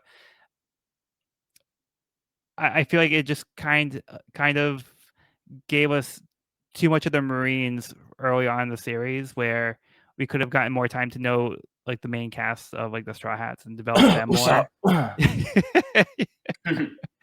And they were basically shoehorned in a lot of places where they weren't in the manga. Again, not expecting it to be a 1-to-1 adaptation. And I feel like what they did works for what the direction that they went with, but I wonder if that was the best decision. And shoehorning like this plot line and revealing early on that Garp is Luffy's grandpa, and then it kind of being like the whole thing was like a test by the end. I don't know if that like motivation is like completely like believable, like all the resources that he devoted into it. But like I think for his character, it works. Like he seemed like the kind of character that would do something like that, but he doesn't. He also doesn't really. I think he kind of teaches like as like a teaching moment for Kobe as well, because Kobe is able to stand his ground and his convictions. I think that's what Garp respects about Kobe, and Helmeppo in turn as well also stands with Kobe. So I think it's an important moment for Kobe and Helmeppo, but I don't know if we necessarily needed it here in the story, and to have all this time devoted to Garp like chasing that Luffy just to be like, oh yeah, fine, you can go. Yeah. So for me, like, not knowing Garp's full implication in the series and just knowing what I've seen so far in the season, I think what the writing did a really good job of was using Garp to kind of talk about, there's this theme that he keeps bringing up throughout the whole series of like the next generation of pirates coming up, and like that for me, that was really exciting, because like this is all kind of new information for me, and getting that perspective. Like his conversation with Zeph was really interesting.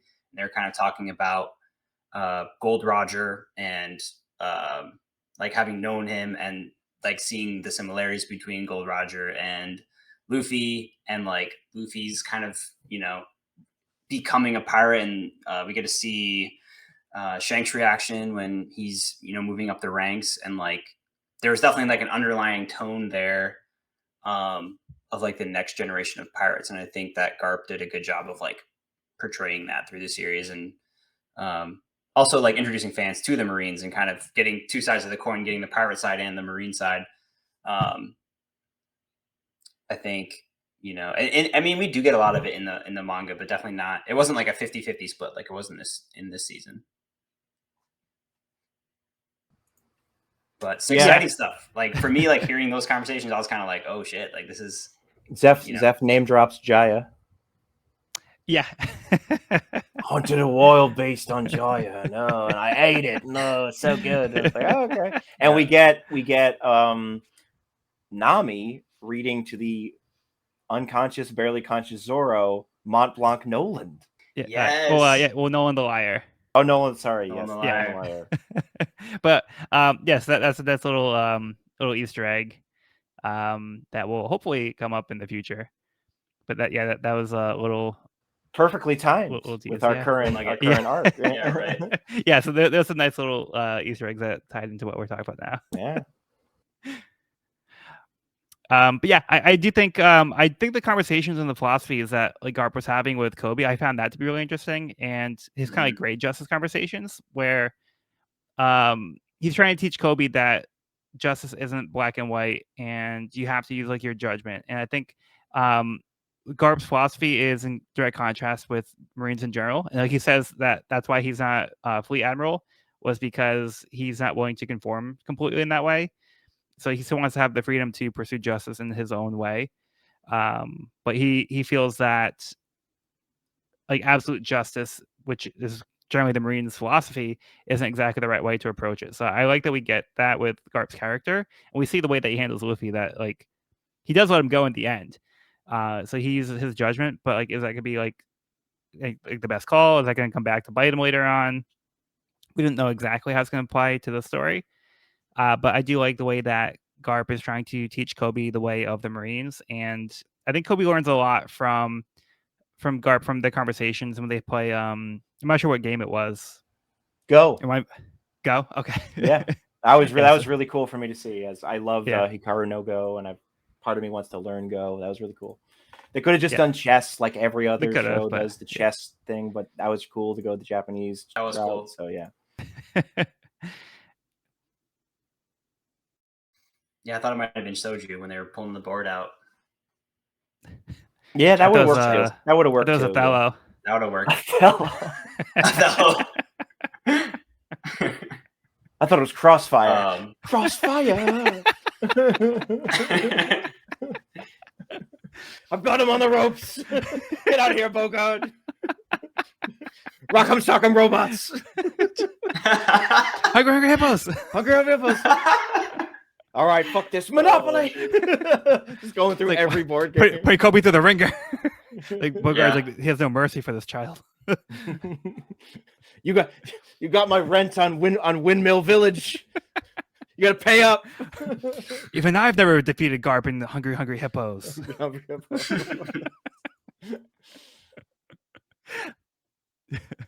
So yeah. Anyway,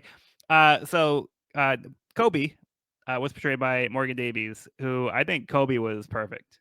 Yeah, perfect. I think there really was not much to say. It's great job. So well I mean, the glasses, man. They just they went with them. They went for those big ass glasses. It was perfect to me. I think it was. I think Kobe was perfect.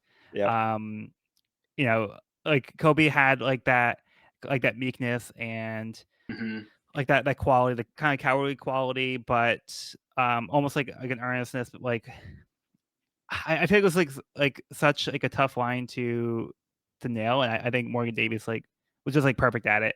Like the scene like with like Garp interrogating Kobe in Morgan's office, and Kobe like telling the truth of what happened, and like Garp respecting it. Like there's like that, like the fear, but like Kobe like wanting to do the right thing. And I feel like Kobe throughout like has like that those moments too of kind of finding that confidence to do the right thing and stand up, even if it means the consequences. So I think Kobe really got braver throughout the series, and Kobe was following his own version of justice and knew that Luffy wasn't a bad person and stuck up for Luffy, even if it meant things could have that could have ended his career and his dream. Like he knew he had to do the right thing still. So I think Kobe was really done very well here. I agree. It's got to be hard because he's, like you said, kind of like a meek, shy character, but also has to be like a brave, courageous character at the same time. Yeah. And that's got to be tough to act. But yeah, I think superb job. Great job. No notes. No notes. Back to Garp real quick. This was my first time really seeing Garp kick some ass, and like you said, he let Luffy go, but not after kicking his butt. Yeah. And like, and I like that. I don't know if that's devil fruit power or not, but like, dude's got some serious strength. I liked at the end that, like, for a second I was like, is Luffy gonna like hit him with the, what was the attack he tries to land on Garp? We stretching his arms back. There's the rocket. the rocket. Rocket. The And I like rocket. that. I like that Garp's like, nah. He still just he just clotheslines him. It's like you're just not at my level yet, kid. I'm sorry. You don't even get to hit me yet. I'm sorry. Like, Yeah. You're gonna maybe one day, but I am 10 tiers above you right now. I'm sorry. Also, we still have to cover. So Krieg. Oh, Krieg. Yeah, Krieg was portrayed by Milton Shore. And I'm sorry that Krieg only had like 30 seconds of screen time. So Joel, I want to know what you think, because you were very public early on in our recounting of the series that Krieg has never been a villain you particularly cared for that much. So I guess if we got to sacrifice one of them, this was the one you wanted them to sacrifice. What do you think? I want to hear your thoughts first. Like Krieg is my favorite villain. Yeah, you're right. And I was vocal about that, but I didn't want Krieg to have this treatment. I think this is a little too much. I feel like it took away from Baratie, because like they spent a lot of time like with Zoro's recovery, and that took away from time that we could have spent like with Krieg, and developing Sanji's character too. Because I feel like Sanji almost had like Usopp treatment as well, where in his own arc, he didn't have quite as much. Like, we got like a good chunk of his flashback, and we got his backstory, but like present day Sanji, I feel like didn't really do too much in the Baratie part, and I feel like we missed out on Sanji being able to see Luffy in action and kind of be inspired by him. And like Gin was in here for like only a few seconds. Like, we're looking forward to Gin. Gin for the win. I mean, I'm glad he showed up, but yeah, I'm glad he was there. He had his cool jacket. He had his cool jacket. But Krieg is like such a despicable villain. I miss like having like a moment where like he showed up and just like backstabbed everybody after like he got fed. Yeah. Like he got done real dirty. I think he was probably one of the characters. Like, it's almost like worse than having him like not in there at all, because he was basically like, yeah, he got like, obliterated by Mihawk in the manga too. But that was like part of what made him such a good villain, was he came with his tail between his legs, and then like he just turned right around and like was despicable to the very end, you know? Mm-hmm. Yeah, I think at the end of the day, they were never going to be able to fit everybody in there. I'm not like, this is not me saying I love what they did, but I guess if there's like, if you put me up against the wall and like, okay, name an East Blue villain that we really got to cut down the size, and I mean really, I'd say Krieg, I guess. But I was, there's bits of Krieg that I quite like. I like the I've got a billion more tricks you don't even know yet, motherfucker. I got the armor, and I got the spikes, and I got the this, and I got the gas, and I got the thing, and I miss Gin, obviously. But here's the moment. I brought this up right before we were about to record, or right at the start. I don't even remember anymore. But yes, before we were about to record, in Krieg's scene, did you guys see who was lying on the ground on the left next to Krieg? I didn't see it. The Invincible Pearl. Oh, I didn't see. Pearl. You see Pearl's. I will send you all the screenshot. You see Pearl's body in full Pearl regalia. They've got the thing. They got the big Pearl armor and the fist, and he's just lying down on the ground on the sand next to Krieg. That's pretty great, actually. The fact that they built the whole Pearl costume and had somebody dress this up and like, so what are you gonna do? Do I get like a cool fight scene with Zoro for a minute or Sanji or something? No, we're just gonna have you lie on the ground here for all of 5 seconds as a background detail. And it's like, cool. I mean, it's great because I like Pearl in a way, but it was funny to me, and I will send you all the screenshot. Okay. That's great. You gotta love that attention to detail, though. Yeah, I do appreciate that. Nice deep cut right there.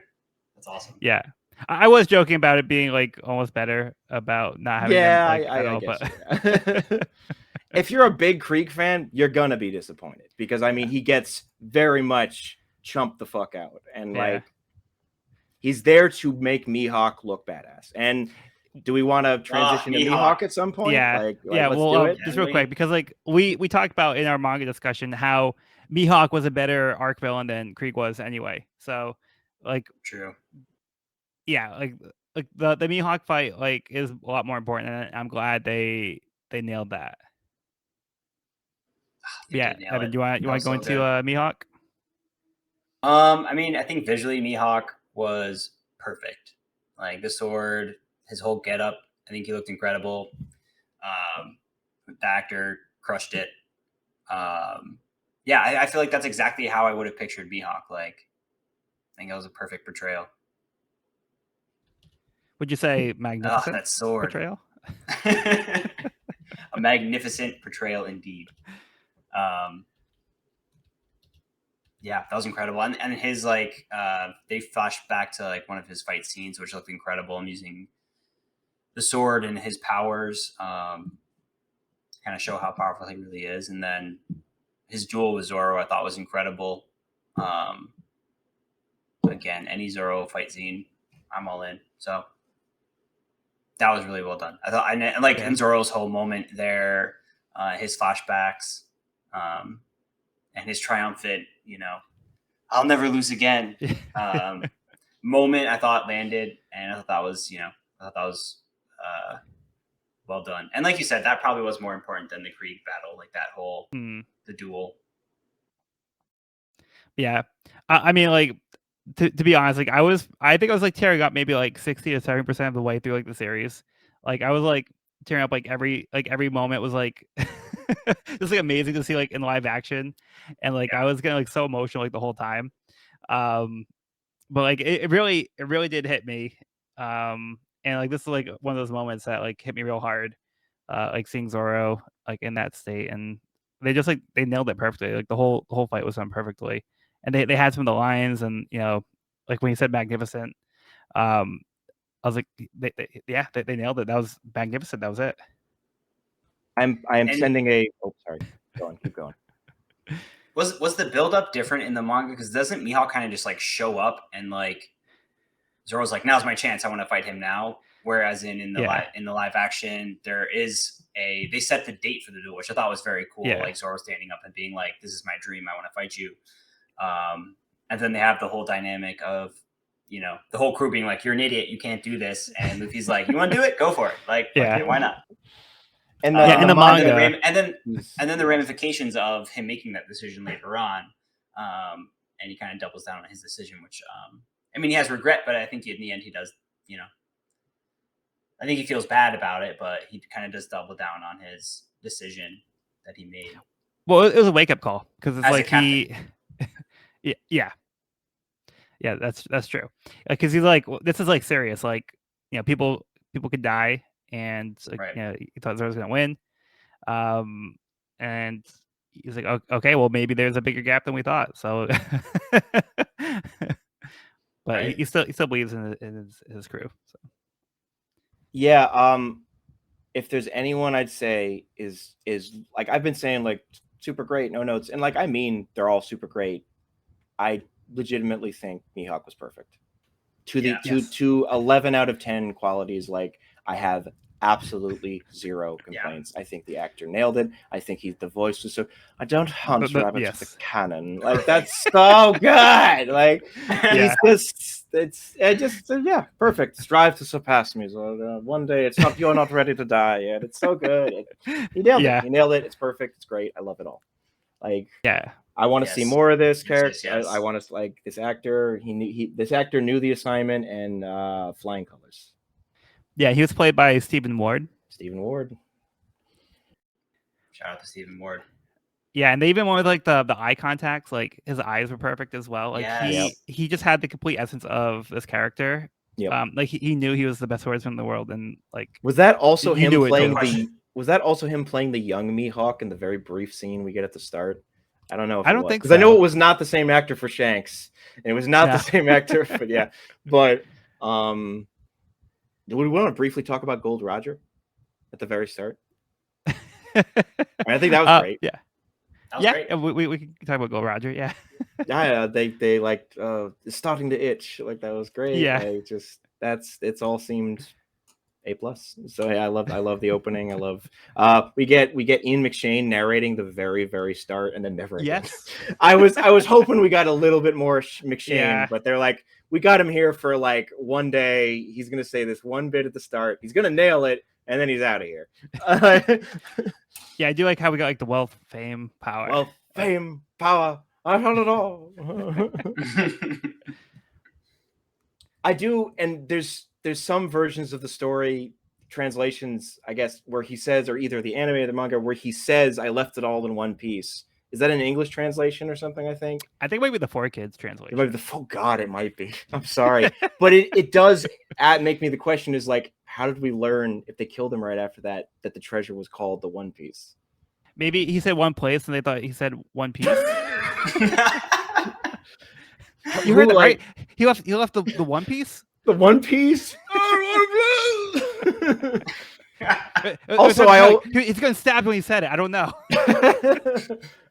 I think he said the one, and that one like he just blood came out of his mouth, like, which also I also was also under the implication that he was beheaded in the series, and he's just stabbed through the gut twice in the show, and that was brutal. Like, yeah. Couldn't have the decency to cut his head off at least. I thought he was beheaded too, but he might not have been. We might have been. thought that because of a future spoiler for that hasn't happened in the Netflix series. I wasn't even thinking of that, but yeah. I No, don't know but what you're talking maybe about. subconsciously. Oh, I think I know what you're talking about now. Yeah, like we've covered it in the manga, but we haven't covered it in. So yeah, we're talking. Well, do we check low count? Yeah. Yeah, okay. yeah. Okay, yeah, I get what you mean. Because I was thinking the same thing. But Gold Roger, great. But do we want to move on to? I don't know. We do it hour long, or we go to. Well, we haven't done Kuro yet. Oh God, okay. I'm so bad. I'm sorry. Kuro. Slasher villain Kuro. Why don't you start, Sean? I know you love Kuro, right? I love him. I think the actor here totally nailed him too. Mostly, like, and it's another example of I love. He kept this. He kept the yes. thing. I loved his move. So he loved the thing, and it's also where we get a pretty big change too. In addition to just the general. The whole plot of it turning from like a big fight on the beach to a slasher movie. Mary's fucking dead. Yeah. He murks him and he ain't coming back. And the going Mary is not, oh yeah, Mary, you name the ship or something. It's we are naming the ship this in honor of the dead Mary. Who looked great, by the way. Who looked great. Mary, they just and again, they did not. Like the other, like Garp's got the dog hat, and we later see Nazumi's got the mouse hat, and there's Fishman. Whiskers, so I guess you could put these together or something, but they never comment on the fact that this is the first just Ram Man we've seen. Yeah. Like he's got human ears too, which I've forgotten if Mary has human ears in the original. I think he does. Yeah, I think he does. So yeah, he's just a goddamn Ram Man. Joel will get that, but yes. I still got to show None Piece to Evan. I want to show None Piece to Evan. So what do you think of, like, I'm in favor of it because I am of one of the many fans who feel that Oda does not kill off characters when he should. So I'm like, I feel bad for Mary, but this is also Kuro. Like, it makes sense that he'd know to murder this guy and not just leave him on the blink of death and then he gets saved like he does in the manga. So yeah, I think it's fine. I'm okay with it. I'm okay with it too. I was shocked though because I was expecting him to pull through and then he doesn't. Oh shit! Now he got run through. There goes our beautiful send off. Yeah. I was still gonna send off. It's just we still get send off. A little different. Yeah, it is sad, but overall, like, I don't think Mary living is not like super significant to the plot, so no. I think it's fine. I mean, these had to go through Oda, right? Sad. So he was like, okay, yeah. But I do think Kuro was fantastic. Like, he was portrayed by Alexander Maniatis, and like he looked like he came right off the page. Absolutely. Like he looked perfect as Kuro, even like down to like the cat claws and the poop jacket. Like they went for complete accuracy, and like he looks right off the page. Yeah, and like even like his voice and his mannerisms, like he like walked right off the page. This guy was fantastic as Kuro. Like I loved it. 100%. Yeah, it's The like claws look great. Like I feel claws like that look must have been great, a hard yes. prop to work with, but it looked great. Like all of the time he was like fanning out those Yep. claws. I was like, oh, this looks so they got good. some visual mileage, some cinematography mileage out of those claws, and I don't blame Yeah, them. that was great. And the way he moved really fast too. Yeah. I thought that Which was they don't pretty great. explain. I mean, they don't explain it precisely in the series, Yeah. the original either. But they're just like, yeah, he just moves stupid fast. Like, the lack of Django, and I think Kuro says something to the effect of like, yes, I'm sure that's or something. Morgan is, I guess, the implication is not hypnotized in the live action to believe that he had defeated Kuro. But I think the implication is Kuro bought him off and was like, look, here's how this, like, he beat the shit out of Morgan. And then he was like, I'm going to let you live on the condition or something that I'm going to make you the great big hero. And you have to lie and pretend that I'm dead and something. And it's more of like an agreement. That's what I got because there's no Django. I mean, maybe Django was there and did the hypnotism and Django's not there now. And we do have the wanted poster, like you said, for Django. But the implication I got, I could be off base, was that he was not hypnotized and instead he's just under that Morgan has to just pretend. But I don't know about that because like if they torture that out of him, then Kuro's big secret is out that he's still alive. So the hypnotism makes it a hell of a lot safer, and that he literally thinks that rather than like, I don't know, they have Morgan finally fess up, and it also makes Morgan's belief that he's so great fit better. Yes. Because if he knows deep down that he hasn't actually killed Kuro, it feels like it's really hard for him to put on these airs as much. So yeah, I don't know. Yeah, I don't know if it's like a case where that is the case. I mean, I wouldn't be surprised if that's what they went with, but they didn't really explain it. It could also be like a case where they like killed somebody else that kind of looked at Kuro and they passed him off as Kuro. Maybe, and like I don't know because they didn't really specify. I do think it's tighter in the manga. But overall, yeah, I think not having Django, that plot point doesn't work quite as well. And we just kind of have to like take it for what it is, I guess. Yeah. But yeah, I think no Django does hurt quite a bit. Yeah, instead of hypnotizing Kaya, it was like on her birthday, the rights were being handed over kind of thing. Yeah, and there was also these other things of like, there's the whole idea that Kaya dying during the big pirate attack wouldn't be as suspicious because, oh, she just got killed by the pirates that are invading the island. By not having that here, it's going to be harder for Klahadore to be like, oh, Kaya died. How'd she die of her illness? From multiple stab wounds. Like, from what killed her? Oh, I think they're going to blame it on we the Luffy. A Luffy portion. Yeah. Luffy becomes the Black Cat pirate. Or a Luffy portion of poison. And they kind of miss, we get a little bit of it. We get Kuro being like, oh, you want to be king of the pirates, spending every day with someone looking over your shoulder. But the implication, I loved how Kuro is just like, fuck all of you. I don't want to be a pirate anymore. It's too dangerous. I just want to live in luxury on my own. I don't care. And like, that doesn't come across as much in this version where I think he might still kind of want to be a pirate. I don't know. No, I don't think I agree with that because I agree. I don't agree with it either. But okay, yeah, because he did have the lines. It was a bit more direct in the series, particularly his idea that he's going to kill all of the Black Cat pirates as well after this is over, so no one knows and everyone and so I don't know. Yeah, I think he was planning taking out Shaman Butchie still. Yeah, probably. But yeah, like he did have some lines too saying like how like being a pirate is not worth it, having to look over your back, and he's done with that life, so he wants to have a cushy life. Well, we see him riding off into the boat at the end, which we do not see in the manga. I believe he is captured in the manga.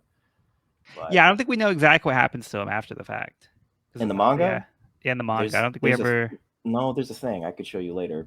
Okay. But I don't know. It's a very small thing. So yeah, we see him sailing off. He's one of the I was almost wondering if we are going to tie Kuro into the Arlong. So I'm glad we didn't because they did the buggy, bring the buggy along. I was like, are we going to all of these guys were in some sort of like vaguely related conspiracy. No. Kuro was just doing his own thing. No Sinister Six of One Piece villains. Yeah, no, I'm good. So do we want to talk about Arlong? Talk about Arlong. Let's do it. Joel, do you want to start? Evan, me, whatever you want to do. Yeah, let's start with Evan. Yeah, I thought, like you said with Kuro, like walking her off the page, I thought Arlong looked really accurate to the manga portrayal. I mean, the makeup was incredible. I think he looked great. Looked like a fish person. And the CGI that he got too was pretty cool. Like in doing some of his attacks and like the teeth regrowing and like. But I thought his character was great. I think he played that role really well and was a formidable opponent in the end. It was a good portrayal in my opinion. Awesome. There really aren't any bad ones. Like I feel like I'm saying the same thing for every single person, but I honestly think the casting in this show was like top notch. Yeah, and the makeup and like the makeup, the makeup, the costume design, all of it, top notch. Yeah. So how about you, Sean? Yeah. So I watched the trailers. So as someone who didn't, Arlong was my biggest point going in because I didn't, and for some degree, still feel he didn't quite sell the the physical intimidation factor and the fact that he is not that much taller than Luffy. Whereas in the manga and the anime, he's a giant. He's like 9, 10 something feet tall, and he's considerably more visibly muscular, and just is a much more physical presence than this version is. Not to say that this one isn't intimidating in his own way. And what I'll say is that I still do feel that I kind of wish either the actor had gotten a bit bigger or if they'd gotten it, but I like the actor. I think the actor, when I got to see more of him outside of the handful of scenes I saw in the trailers, I think he overcame the physical aspect to still sell the villain pretty well. We get an Arlong in this that is, he name drops Jinbei briefly. Something. That's how we get that instead of the giant Yosuku conversation about the warlords. Yes. So I'm glad they still incorporated it in somehow. Yeah. And we get Arlong is much more like, my people were discriminated against and my people were enslaved and my people were this and that and stuff, which we do not really get from the Arlong in the comic. He's much more just like, we are superior to you.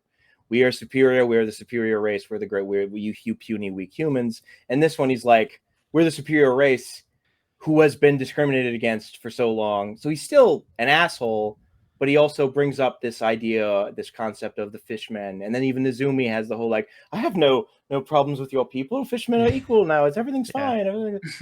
Which is, we just didn't really get in the manga. It's something that will be developed later in the series. But it's another example of adapting something when there's so much material now that they can pull forward bits and pieces that maybe Oda has planned this series out. I'm not saying that, like, there's stuff that shows up from the early chapters that we're seeing that 800 chapters later, but maybe Oda might have done something slightly different with Arlong at the start. Maybe would have named, like, still broadly the same plot, but this is a way of them being like, hey, we can bring in these little elements of Fishman history a bit earlier on. I don't know. I don't want to disrespect the god Oda, but I don't know. It was a way of expanding this character beyond just he's a fishman supremacist. He's still a fishman supremacist, but he also has this whole concept of, like, we were once, like, horrifically enslaved and now we're taking back everything in turn. There's a history there. Yeah. Mm-hmm. Yeah, so having the benefit of future plots in the story, they were able to take those elements and flesh them out a little bit here. So again, like Sean's saying, trying to go into too much detail. It's like the first time through with Arlong Park, it's like, how much time should we devote to this concept, and like how big of a concept is it going to be? So I feel like this is like an accurate way of portraying the Fishmen in the live action version while still being true to the source material, and I think it adds like an extra layer of depth that's there retroactively in Arlong Park. but we kind of get that insight a little bit early in this case here if we're going through the Netflix version. But I think I'm sorry, go ahead. We lose Hachi. Yeah, so I've been seeing that like Hachi was credited as like the guy with the like, poker crazy hair. table, which Yeah. I'm like, no, I'm sorry, no. If you're gonna do that, just don't do it at all. Like, he was a character that was already shown like in the manga, so he was an existing character, but it seems like they kind of like are trying to fuse him. I don't know, but he was an octopus fishman, so Hachi was just kind of omitted here. So I don't know if they are going to try to commit to that being Hachi or not, but anyway, with Arlong, he was portrayed by McKinley Belcher III, and hell of a name. Yeah. So I think he was an awesome portrayal of Arlong, but I think like my first reaction was seeing him at the buggy scene.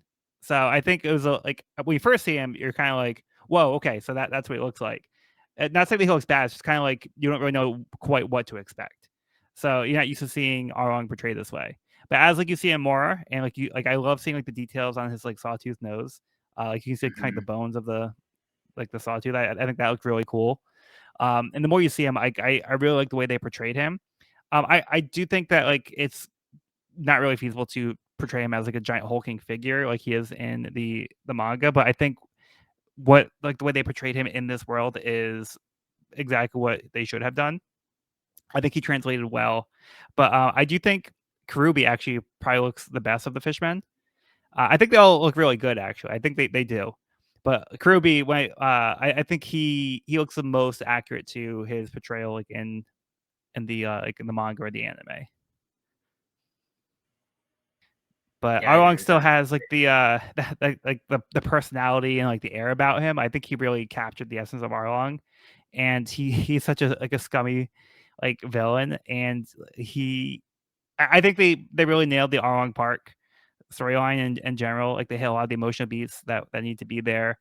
The way that Belmare was portrayed, I think she was fantastic, and Nojiko, Genzo.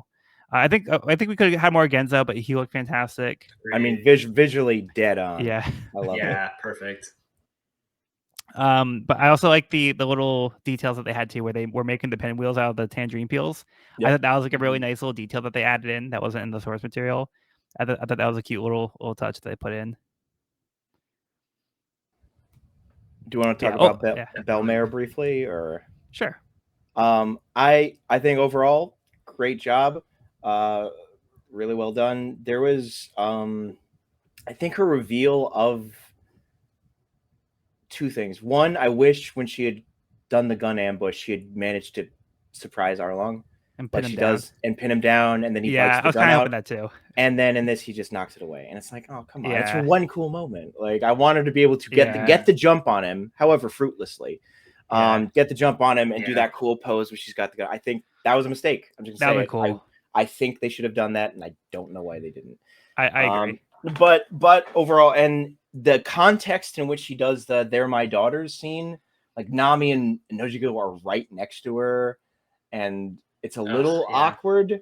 It's brutal in its own way too. We don't.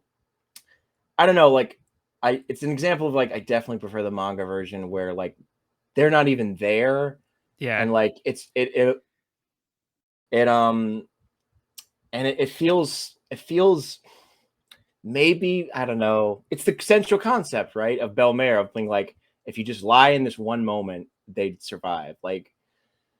So I guess it's the same scenario, but for some reason in the context in the live action, I kind of wish I was still being like, maybe just fucking lie. Maybe just say they won't eat on her. just come on, just. But it's, that's the tragedy, right? So it still works. I think overall still works. Yeah. But I do like how Kid Nami like calls her out for it. She's like, why didn't you just lie? Like you could have just said that like, you're alone. So I do kind of like that. I liked Genzo being in that scene, and I love his desperate no. He shoots the guns and he gets slashed again. I'm a Genzo stan, so I missed him a bit more there. But he gets slashed up a little earlier. Yeah. But again, you can't have everything, and you have to kind of you got to make some calls. And like I said, like there's no way it's like ever going to 100% capture like the manga, and like everything won't be like as great. In some cases, like sometimes like they do like really great things, and sometimes they have to take some liberties here and there. I think what they did completely works in the series. Agreed. But of course, yeah, I think they nailed the scene where Nami asks Luffy for help, where she like breaks down, she starts like stabbing her arm, which is very like brutal, very very visceral, and yeah, like I was saying, I was like tearing up like at like all not like all the emotional scenes, like just like like the iconic scenes and stuff like that, but this one in particular, it was like getting me because even like when I read the manga, like this one always gets me. And like that moment where Nami realizes that like she has to like ask for help and she can rely on other people, she doesn't have to do it all herself. Like this always gets me, and I think they nailed it. Luffy is there. Although one thing I like better in the manga is where Luffy doesn't even know Nami's backstory. Here he hears the details, he hears the story from Nojiko with everybody else. In the manga, Luffy's not even present. He doesn't even know like what Nami's backstory is. But he's still willing to believe her and help her, regardless of the circumstances. That doesn't matter. He just knows that Nami's his friend, and that's all that matters to him, and he's there for Nami. That's a good point. Yeah, it totally works. We also see the tattoo, like speaking of her arm and the tattoo, we see the new tattoo at the end of that arc, and there's no explanation of it. So it's kind of cool. I think like knowing the story behind it. The implication I got was that Nojiko did it because she's got the big tattoo already, and I feel like, but no, that's pulling that. I'm pulling that out of the air, really. But. No, I think Nami said that she did a good job with the tattoo or something like that. Yeah, I think she thanks Nojiko for it. I mean, it was a great cover up. Couldn't even see that. Yeah, yeah, a little too good, maybe. But yeah, a little too good. But hey.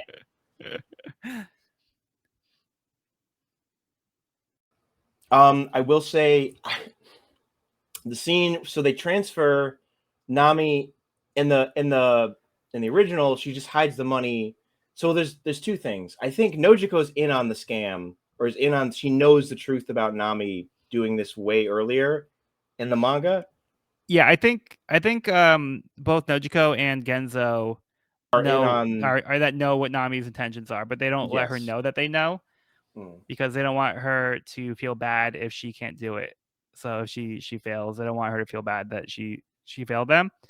Yeah, and then Nami also never fully collected the amount. She was like, I think she's like 7 million buried off. He was very close. Yeah, but in this one, she had the full amount, which is also more pretty devastating. Yeah, he's like, all right, I have everything. We're good. What I was going to say is that So I was dead convinced. And the scene started when Nojiko shows up and she's digging at the Belmare grave. I was like, oh, that's not where Belmare's buried. She's buried on the cliff thing. And this is a decoy grave. And it's like, oh my God, that's actually where she's buried. And Nami really has buried this chest next to her. I guess at this point, decayed remains. I don't know. Like, is there a coffin there? Like, I thought that was a little weird. I don't know. I guess it's fine. And the original, she just has it at the house, right? She just has it. It's buried somewhere in the Tangerine Grove. In the Tangerine Grove, yeah. But which I guess it still is here. But so is Belmare's grave. I felt that was a little odd. I guess they kind of just wanted to condense that area together and like put the grave there. And like I kind of like the cliffside grave more. Yeah, and it did feel a little weird. Like, Nami, is this really where you want to bury it? Like, does she have a coffin? Like I got all these questions in my mind, but I was until the last moment, I was waiting for Nami to be like, no, Nojiko, I'm not disrespecting her mother's grave. She's actually buried on the cliffside. This is a fake. Oh, it's not a fake. Okay. I was caught off guard by that. I moved the body years ago. Exactly.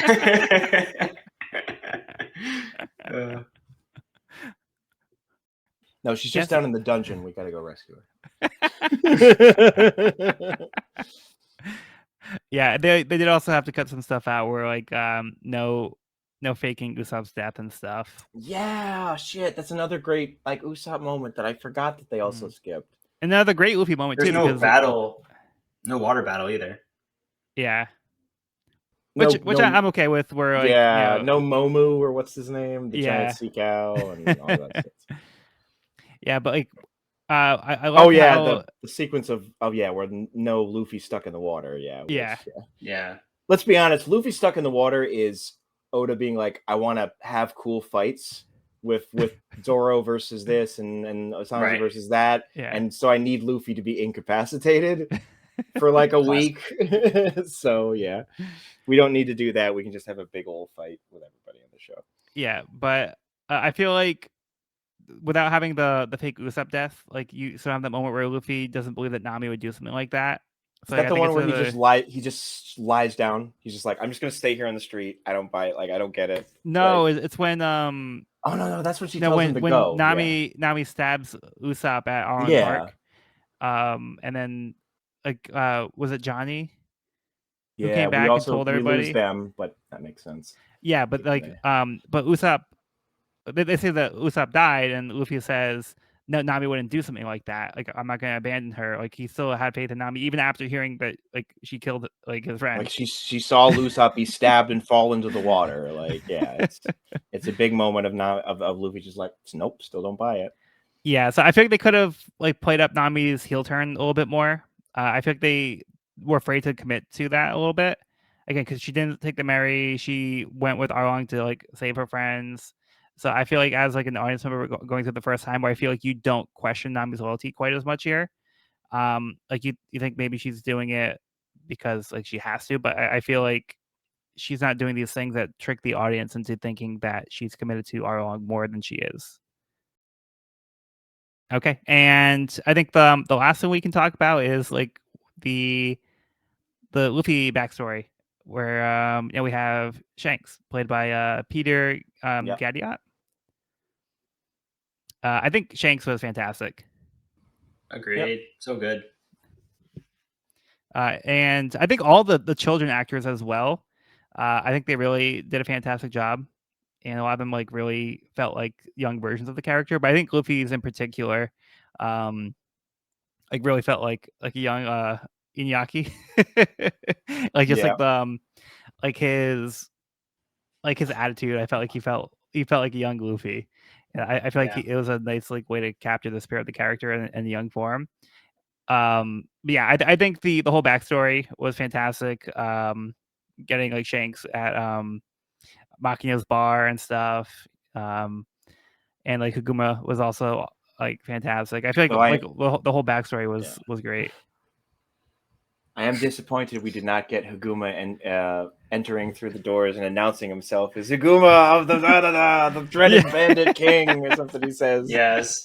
But they pull out their banner like and they have like this giant scroll. It's like a Game of Thrones like king being announced. Yeah, I love Lucky Roo. Lucky Roo. Lucky Roo is so good. I love Lucky Roo beating the guy with the chicken leg. Lucky Roo is awesome. That's so good. So good.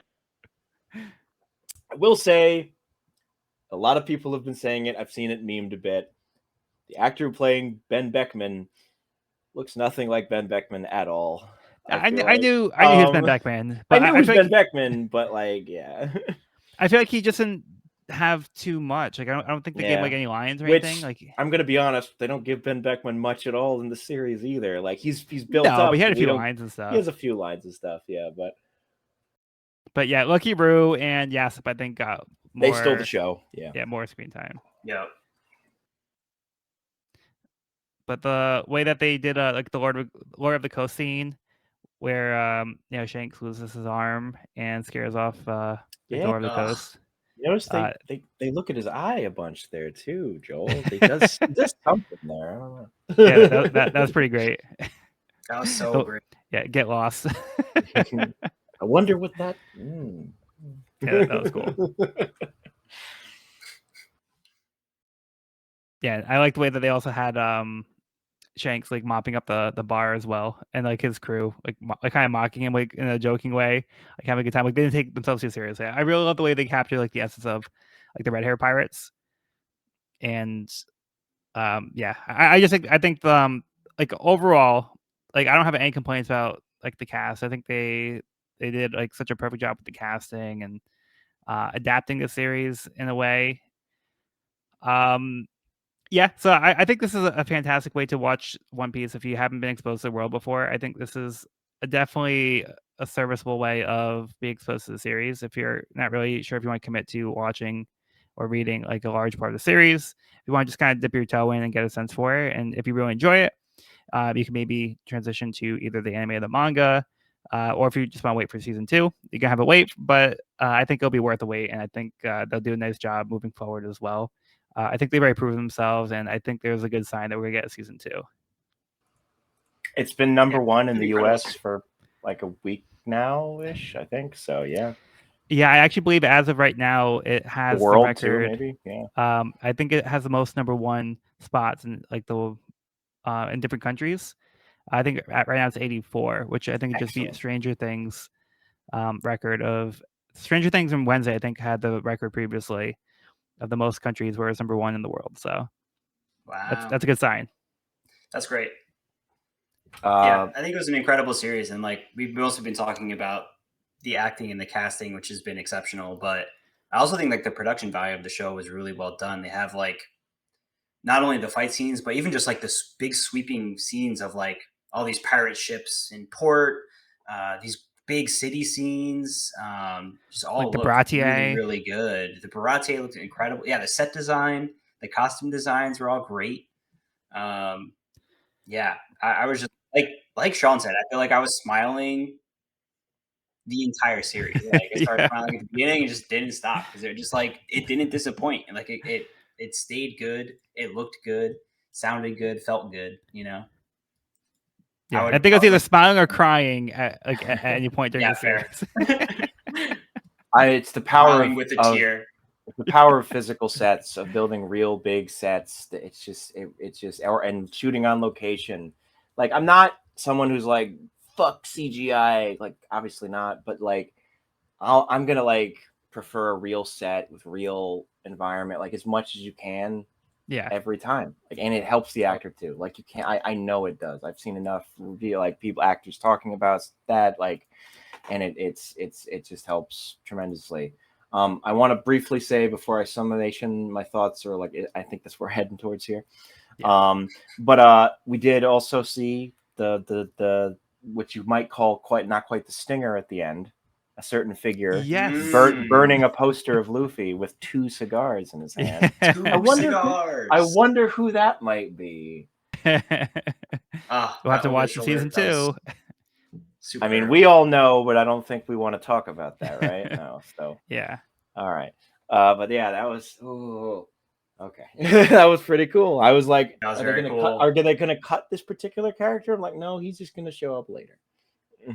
Yeah, I did think we'd get a little bit further. I thought we'd get like one more episode in the series. I thought we'd end at a slightly different point. So yeah, I was hoping that we'd get like the next part, but the ending was pretty great though. I think the way they had that final scene with everyone with their putting their foot up and like the flashbacks. Scene, and the flashbacks all matched up to what we'd already seen through the series really nicely. I thought that was really well done in a very special moment that they executed really well. Getting the little tangerine grove on the ship too. That was nice. We pointed that out. Yeah, that was great. And the Jolly, and pretty much ended with the new Jolly. Even when we got the Luffy version of the Jolly. Ship looked great. The ship looks so good. I love the mat. Like I love the sheep on the front, and also the interior shots of the Going Merry is very cool. Yeah, that was one thing that was really awesome. The floating beds and floating tables, and yeah, it was very cool. Very excited to see more of that.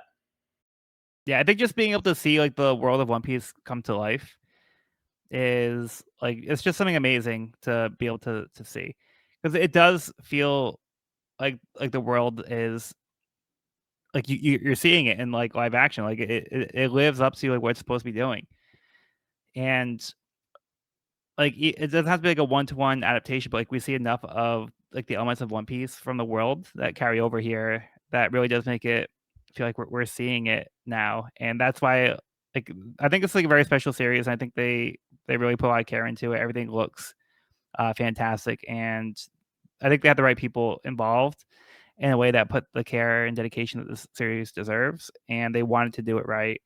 And I think that shows. And they took some risks. I respect that, and whatever they did in the series, I think it works for the series. So even when they deviated, like nothing like offended me in a way, except for Shushu. Shushu. Shushu and Django, I think in particular, are the things that offended me the most. And to a lesser extent, Krieg. But for the most part, I don't think they made any like major missteps. Where I'm like, okay, yeah, the series like took a nosedive. I think they did a nice job of creating adaptation of the series that's very serviceable for people who this might be their only exposure to One Piece, and I think that's completely fine. Totally. Yeah, I feel like I could recommend this to somebody who just has no background in One Piece and would experience a fully rounded, well-told story that works start to finish. Yes. Of course, we know all the details, so like we know what's been left out, or changed slightly. But yeah, I thought would recommend for sure. Yeah, it's what I wanted. It's something I've seen plenty of other people say, and it's what I thought from the start after I saw all the trailers, and and certainly it all came together when I finally watched it. Is that the show could have failed so hard by not embracing the world of One Piece of what it is, of trying to be snarky about it, of trying to either make it way more serious and cut down all the goofiness, or keep some of the goofiness or most of the, but also be constantly be like, isn't that goofy? Isn't that silly? Like the way to put it is the Marvel thing, the Marvel of just like everybody's going to be snarky, everybody's going to point out like how dumb that is, or they would have make fun of Garp's dog hat, or they make fun of Nezumi's ridiculous thing. It's not that those things aren't funny or wacky or silly. It's just that that's this world, and it's not weird to the people in it. Like it's just the way things are, and they went for it. They went for it, and that is just like with so many adaptations or things of trying to like make it more palatable to the general audience. They're like, no, I think they were like, we're going to make this and we're going to adapt this in a way that maybe someone who's not into anime will enjoy, but they're also, we think the general audience will still enjoy this. We still think they'll get the wackiness, and if they don't, so be it. But like, we think most people they'll be confused, like, what, the whack, whoa, what is this seems over the top, this seems silly, but the charm is infectious, and they'll still catch on, and eventually they'll be like, yeah, sure, that guy's got mouse ears, that guy's got a dog hat, whatever, like it's a giant fish restaurant, like, but that's this world, and people will grow to love it. And I think that was what makes this work more than any other adaptation has, and I couldn't be more happy for that. Agreed. It's cool for me because, like, as you guys know, my only exposure to the series has been through the manga, so it's really cool seeing these characters come to life in live action. But Joel, I can't imagine for you, like, because I feel like this has been a long time coming for you, having read all the manga and watched the anime at least once, probably multiple times. So yeah, that's so cool. And it was cool getting to watch it with you. I feel like it was really fun getting to watch the series together and have all of our aha moments. Grandpa. Grandpa. Man, I wish I had been there to see Evan's face. Yeah. It would been amazing if you could have been here with us. But yeah. Hey, season 2, I'll book a plane ticket. Hey, if you're down, by all means, you are welcome. Glad we got to discuss tonight, though. Yeah. I just think having more One Piece is always a good thing. Like I'm always looking for ways to consume the series, and like I can't get enough of the series. Like I was saying yesterday, like if they had more episodes, I would have kept going. Like we binged like for like over 8 hours. Like we're sitting here watching the series. Like I could have kept going. Like I just never get sick of the series. Like I would have started watching like the anime. Like I would have just popped that on and start watching that. Like and we could watch exactly what we just watched, just from the beginning. Like I do not get sick of the series no matter how much like I consume it. I could just keep going. So the more I have, the better. Like the more content I have in this world, like I'm gonna take as much time with it as I can. So I But it wasn't appreciate like that. it wasn't even.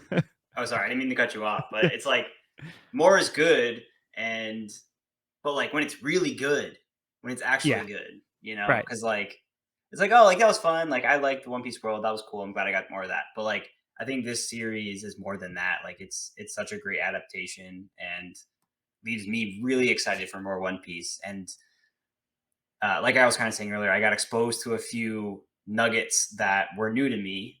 So that was very cool getting some of that from the live action. And Yeah. yeah, I'm just like I'm super excited. Nice. Better get renewed.